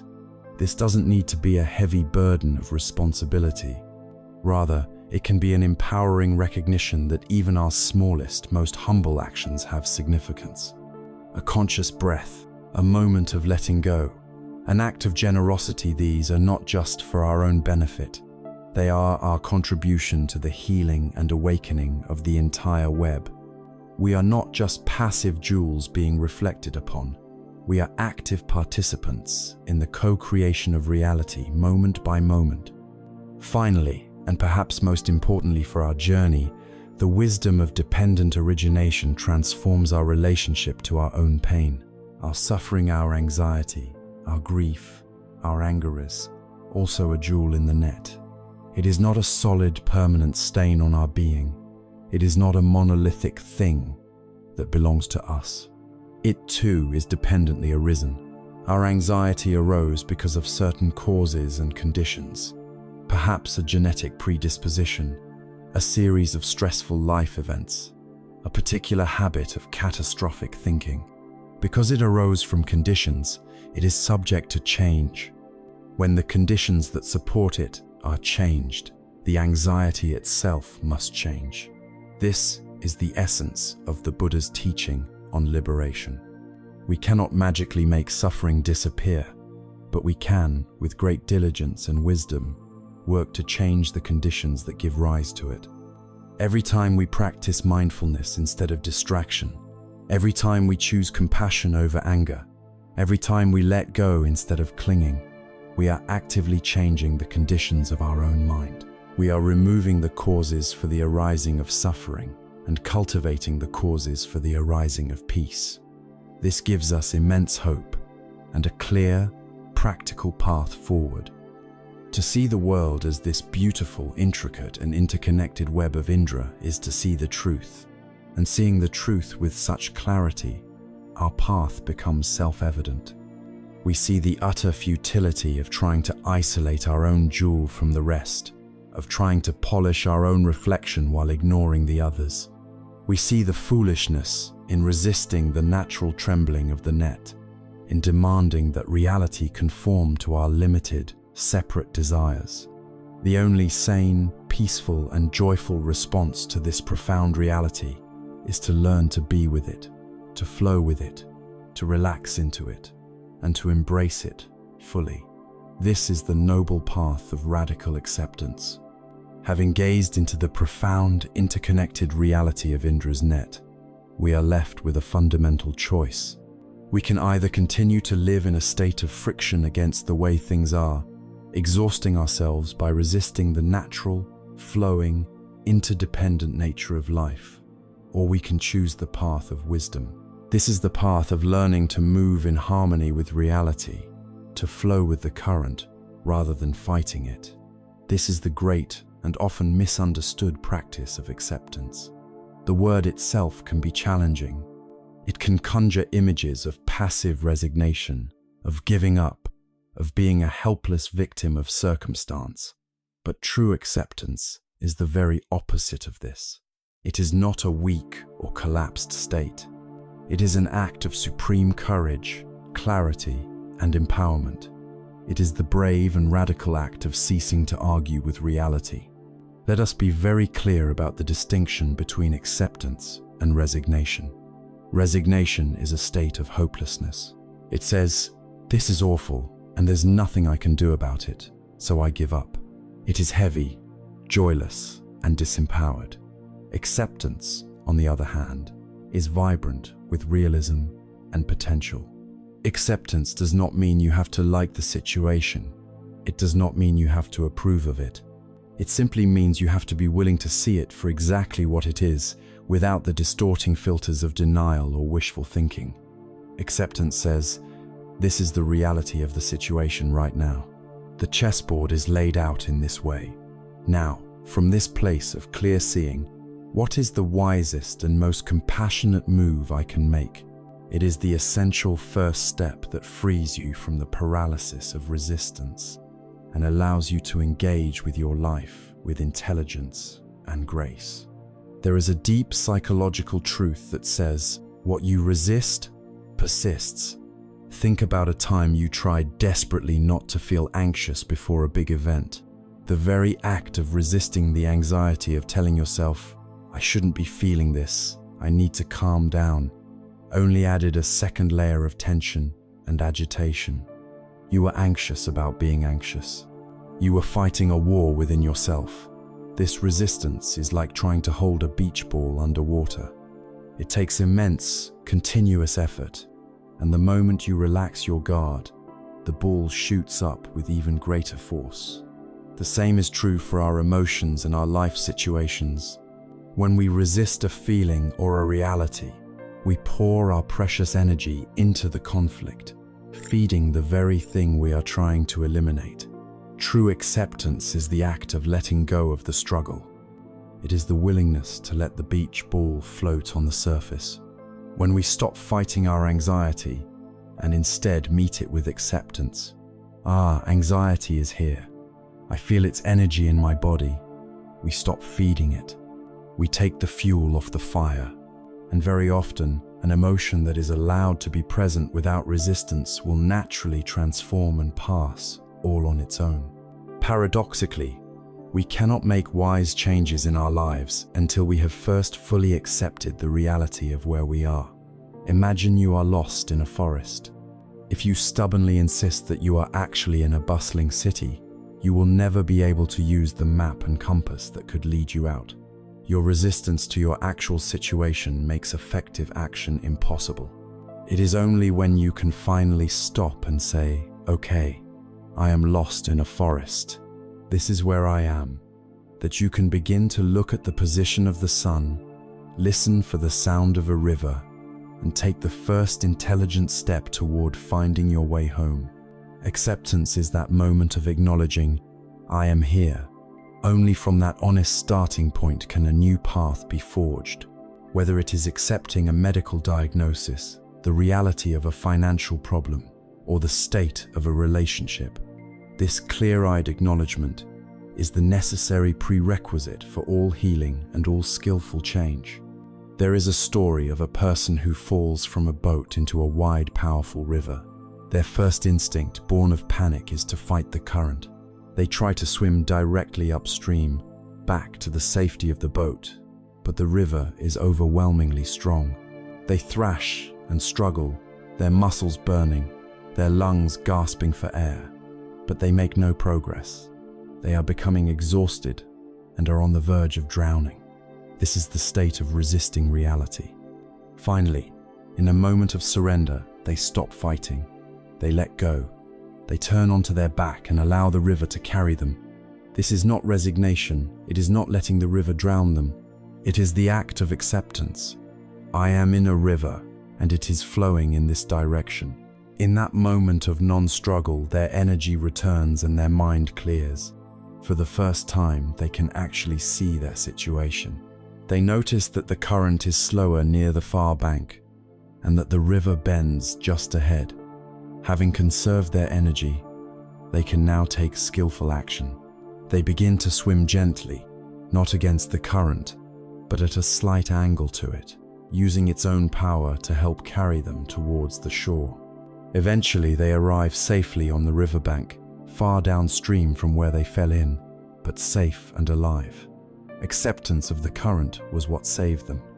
We can practice this in a very simple and direct way.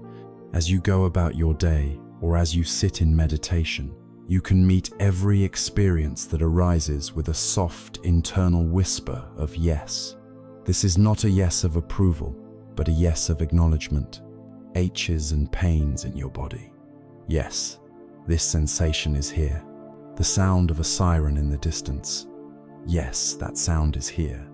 A feeling of contentment. Yes, I acknowledge this feeling. A wave of sadness or irritation. Yes, I see you. You are welcome here too. This practice gently trains the mind to let go of its constant war of preference, its endless struggle of wanting this and not wanting that. It is a profound training in peace, in allowing life to be as it is. This practice of saying yes to the unfolding of life is immensely powerful. But what do we do when the present reality is not just a minor ache or an unpleasant sound, but a powerful wave of emotion like deep sorrow, grief, or fear? How can we possibly say yes to such a difficult and painful guest? To navigate these profound inner storms, the wisdom of this path offers us more than just the principle of acceptance. It provides us with a specific, compassionate, and step-by-step method for being with our most challenging feelings, a practice that allows us to find healing and wisdom right in the very heart of our own sorrow, having learned to quiet the mind and open the heart, to release the burdens of the past and future, and to embrace the interconnected, flowing nature of reality. We arrive at a place of profound capacity. We have cultivated a strength that allows us to stay present with life as it is. But life, in its fullness, will inevitably present us with moments of deep and powerful emotion. We will experience loss, and with it, grief. We will face uncertainty, and with it, fear. What do we do then? How do we practice acceptance when the present moment is a storm of sorrow? Our old habit is to do one of two things. We either suppress the emotion, pushing it down into the dark basement of the mind where it festers and grows, or we become completely overwhelmed by it, identifying with it so fully that we are drowned in its waves. There is, however, a third way, a middle path of profound compassion and wisdom. This is the path of learning to be with our pain without being consumed by it. It is the art of treating our sadness not as an enemy to be vanquished, but as an honored guest, to be met with kindness and curiosity. We must first reimagine our relationship with our feelings. Difficult emotions are not a mistake or a sign of weakness. They are messengers. They are an innate part of our human intelligence, carrying vital information for our healing and growth. Anger can be a messenger that a boundary has been violated. Fear can be a messenger that something we value is at risk. And sadness, deep, tender sadness, is often a messenger of love. It is the measure of how deeply we have cared for someone or something that is now gone.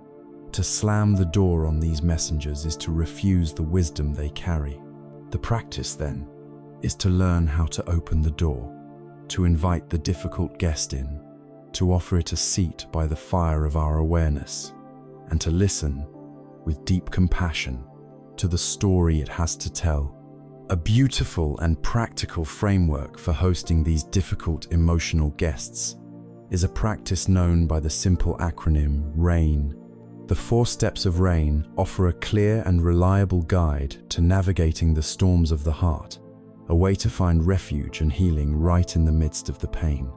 The first step, R, is to recognize. This is the simple, clear-eyed act of acknowledging what is happening in your inner world. Without judgment, without needing it to be different, you simply name the emotion that is present. You can say to yourself silently, this is sadness, or grief is here, or I'm feeling a wave of fear. This act of recognition is profoundly powerful. In the moment of naming the emotion, you are no longer completely fused with it. You are the one who is seeing the sadness, which means you are not merely the sadness itself. A space of awareness has been created. The storm is raging, but you have found a small, stable shelter from which to observe it. You are simply noticing it is raining. The second step, A, is to allow. This is the direct practice of acceptance we have already explored, applied specifically to the emotion. Having recognized that it is raining, you now consciously give it permission to be there. You let it be. This is a radical inner gesture of non-resistance. You stop fighting the feeling. You stop telling yourself you shouldn't be feeling this way. You let go of the struggle and allow the wave of emotion to exist, just as it is. You might feel this as a physical softening in the body, a release of the tension that was bracing against the feeling.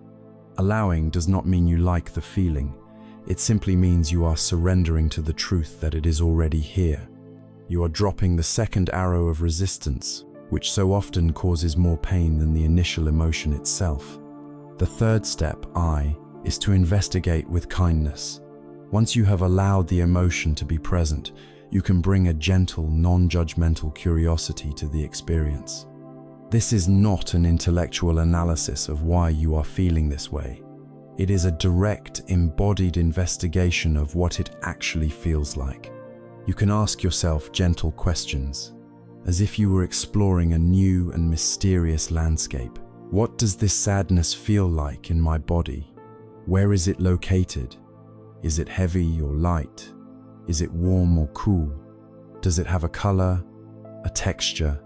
You can also ask, from a place of deep tenderness, what does this vulnerable part of me believe? What is the story it is telling itself? And perhaps most importantly, what does this wounded place inside of me need most right now? The key to this step is the quality of your attention. It must be infused with the kindness of a dear friend, not the harshness of a clinical interrogator. The fourth and final step, N, is to nurture with self-compassion. Having investigated and connected with the vulnerable part of yourself that is hurting, you now actively offer it the care and soothing it needs. This is where you bring the practice of metta, loving kindness, directly to your own pain. The nurturing can be purely mental, a silent whisper to the wounded place inside you. I'm so sorry you are hurting like this, or it's okay, I am here with you. I will not abandon you. Often, a physical gesture can be even more powerful. You might place a hand gently over your heart, or on your belly, or wherever you feel the emotion most intensely. The warmth and gentle pressure of your own hand is a profound, non-verbal message of care.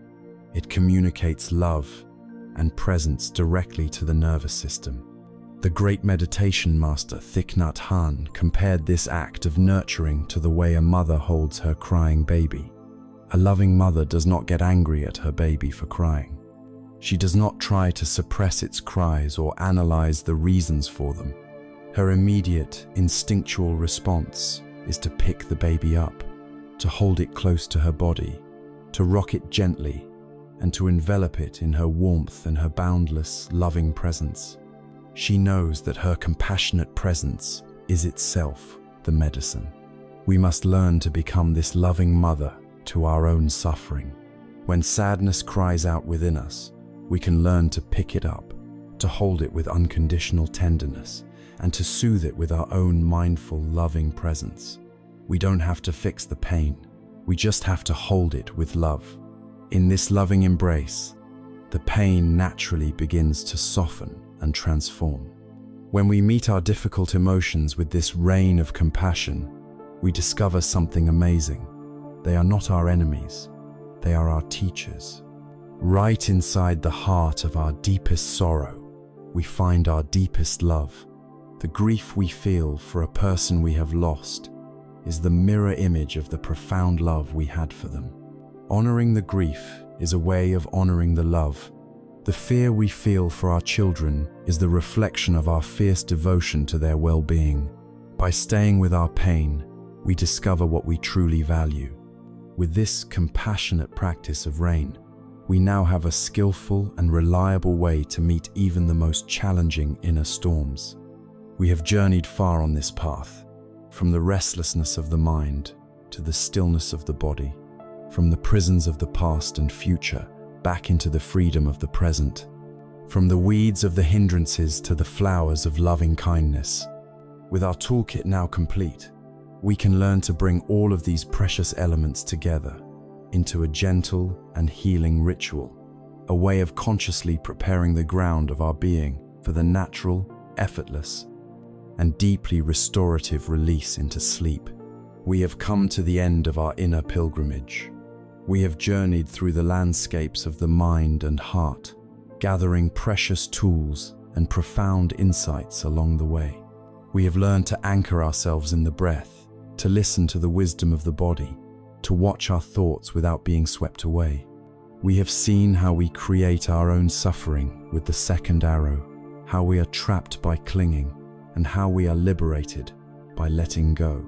We have faced the universal truths of impermanence and interconnectedness, and we have learned to meet our most difficult emotions with the compassionate embrace of rain. Now, with our traveler's pack full of these skills, we arrive at the threshold of the night. The final, practical art is to learn how to bring all of this wisdom together into a gentle and healing ritual, a way of consciously preparing the ground of our being for the natural, effortless, and deeply restorative release into sleep. Think of your day as a long hike through varied terrain. You have navigated challenges, exerted effort, experienced moments of beauty and moments of difficulty. As evening falls, a wise hiker doesn't just collapse onto the ground in exhaustion with their heavy backpack still strapped to their body. That would make for a miserable, unrestful night. Instead, they have a ritual. They find a safe place. They stop, and they mindfully unpack their bag, tending to their needs before they rest. We must learn to do the same for our minds. Sleep is not a battle to be won or a state to be forced. It is a natural surrender that can only happen when we have first set down the burdens of our day. Our ritual begins by creating a sanctuary. Your bedroom is not just a place where you happen to sleep. It can be a sacred space dedicated to rest and renewal. For the last 30 minutes to an hour before you intend to sleep, let this room become a no-screen zone. The blue light from our phones and computers is known to disrupt the body's natural sleep rhythms, but the disruption is much deeper than that. These devices are portals to the world of doing, of problem solving, of social comparison, of anxiety and outrage. To bring them into our sanctuary for rest is like the weary hiker bringing their muddy boots and their trail maps into their sleeping bag. We must consciously create a boundary, leaving the noise of the world outside, so that the quiet of our inner world has a chance to emerge. Now, as you settle into this quiet space, begin the conscious ritual of unpacking the day. Lie comfortably and let your mind gently scan back over the past several hours. You are not looking to analyze, to judge, or to get lost in any particular story. You are simply laying out the contents of your day, acknowledging what is there. This conversation happened, that task was completed, this feeling of frustration arose, that moment of joy occurred. You are simply taking inventory. Having seen the contents, you now practice the art of letting go, of setting down the heavy items from your pack.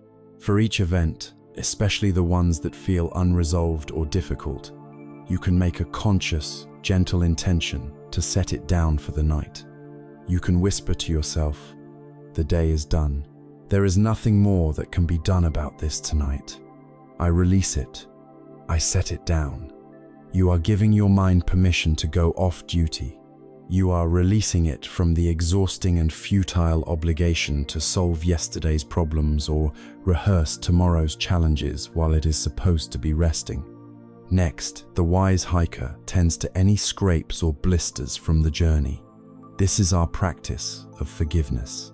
First, silently extend forgiveness to anyone who may have hurt or angered you during the day. This is not for them, it is for you. It is the act of removing a small, sharp stone from your own shoe so that it doesn't cause a wound as you rest. Then, and this is so very important, you extend that same forgiveness to yourself. For any mistake you made, for any harsh word you spoke, for any moment you were not the person you wished to be, you offer yourself grace. I did the best I could today with the awareness I had. I forgive myself. I will not carry the burden of my own perfectionism into my sleep. And finally, before zipping up the tent for the night, the wise hiker might look up at the stars in gratitude for the journey. So now, you bring to mind just one or two small things from your day for which you feel genuinely grateful. It might be the taste of your dinner, the warmth of your bed, a moment of kindness from another, a moment of strength in yourself. Let the feeling of this gratitude be the final soft pillow upon which you rest your mind. With the day's pack now empty, you are ready for rest. Settle into your most comfortable sleeping position. Feel the solidness of the bed beneath you, supporting you completely. There is nothing you need to hold up. You can let go. Bring your awareness to your feet.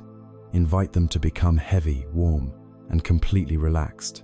Let this feeling of heavy, warm release travel slowly up into your legs, your calves, your thighs, letting them soften and sink into the mattress. Allow your hips to grow heavy, releasing their grip. Feel your belly soften. Feel your back widen and release its load. Let your shoulders melt away from your ears, dropping all the weight they have carried. Let your arms be heavy and limp at your sides. Release your jaw. Soften the tiny muscles around your eyes. Let your entire body be heavy, soft, and still. Now, bring your attention to the gentle, natural rhythm of your breath. Do not try to change it in any way. Simply feel the soft rise of the in-breath and the complete release of the out-breath. Each out-breath is an invitation to let go a little more. Each out-breath is a wave carrying you further and further away from the shore of thinking, out into the deep, calm ocean of rest. Your body knows how to sleep. Your mind knows how to rest. You do not need to do anything at all. There is nowhere else to be, nothing left to figure out. You are safe. You are supported. You are home now, resting in the quiet sanctuary of your own being. Having walked the long path from turmoil to peace, from holding on to letting go, you can now simply allow the gentle tide of sleep to come and carry you away. You can rest. As our journey together comes to a close, let us rest for a moment and look back at the path we have traveled. We began in the dark, in the restless quiet of a sleepless night, feeling the immense weight of a mind that would not or could not be still. We felt the profound exhaustion of being held captive by the ghosts of yesterday and the phantoms of tomorrow. From that place of struggle, we began a gentle exploration. We discovered the simple, faithful anchor of our own breath and the deep, silent wisdom held within the body. We learned to sit on the bank of the river of our thoughts, watching them pass without being swept away. We uncovered the great secret of the two arrows, realizing that while life's pain is inevitable, our own suffering is optional. We saw how our own clinging was the fist that kept us trapped, and how the simple, courageous act of letting go was the key to our freedom. We cultivated a heart of unconditional friendliness, and we found the liberating power of forgiveness. We looked deeply into the nature of reality itself, seeing the constant dance of impermanence and the beautiful, intricate web of our interconnection. And we learned, finally, how to meet our most difficult feelings with the tender embrace of a mother holding her child. From this entire journey, a single, luminous truth emerges. The peace that we seek and the deep, natural sleep that arises from it is not something to be found outside of ourselves. It is not a destination to be reached or a prize to be won. It is an internal state, a return to our own true nature. For years, we may have believed that our restlessness was caused by external events, by our jobs, our relationships, our circumstances. And so we struggled to change the world, hoping it would finally grant us peace. But now we see the truth. The burden was never outside. It was the weight of our own unexamined thoughts, our resistance to the flow of life, and our clinging to that which is always changing. The freedom we crave is not found in a perfect life, but in a peaceful mind. That peace is here, now, always available, waiting patiently for us beneath the noise, in the quiet sanctuary of our own awareness. You now hold the tools to access this sanctuary. You are the wise gardener of your own mind. You know how to distinguish the weeds from the flowers, and you have learned the 4 great efforts of tending to your inner landscape. Be patient and be kind with yourself. This is a practice, not a destination. There will be nights when the mind is turbulent. There will be times when the old habits of worry and resentment reappear. But these moments are no longer a cause for despair. They are now an opportunity. They are an invitation to practice. Every anxious thought is a chance to return to the breath. Every wave of sadness is a chance to practice rain. Every moment of irritation is a chance to cultivate compassion. You have everything you need within you. The path home is always open, and its doorway is this very moment and this very breath. May you walk this path with courage, with gentleness, and with a deep and abiding kindness for your own beautiful heart. May you find rest, and may you be truly, profoundly peaceful.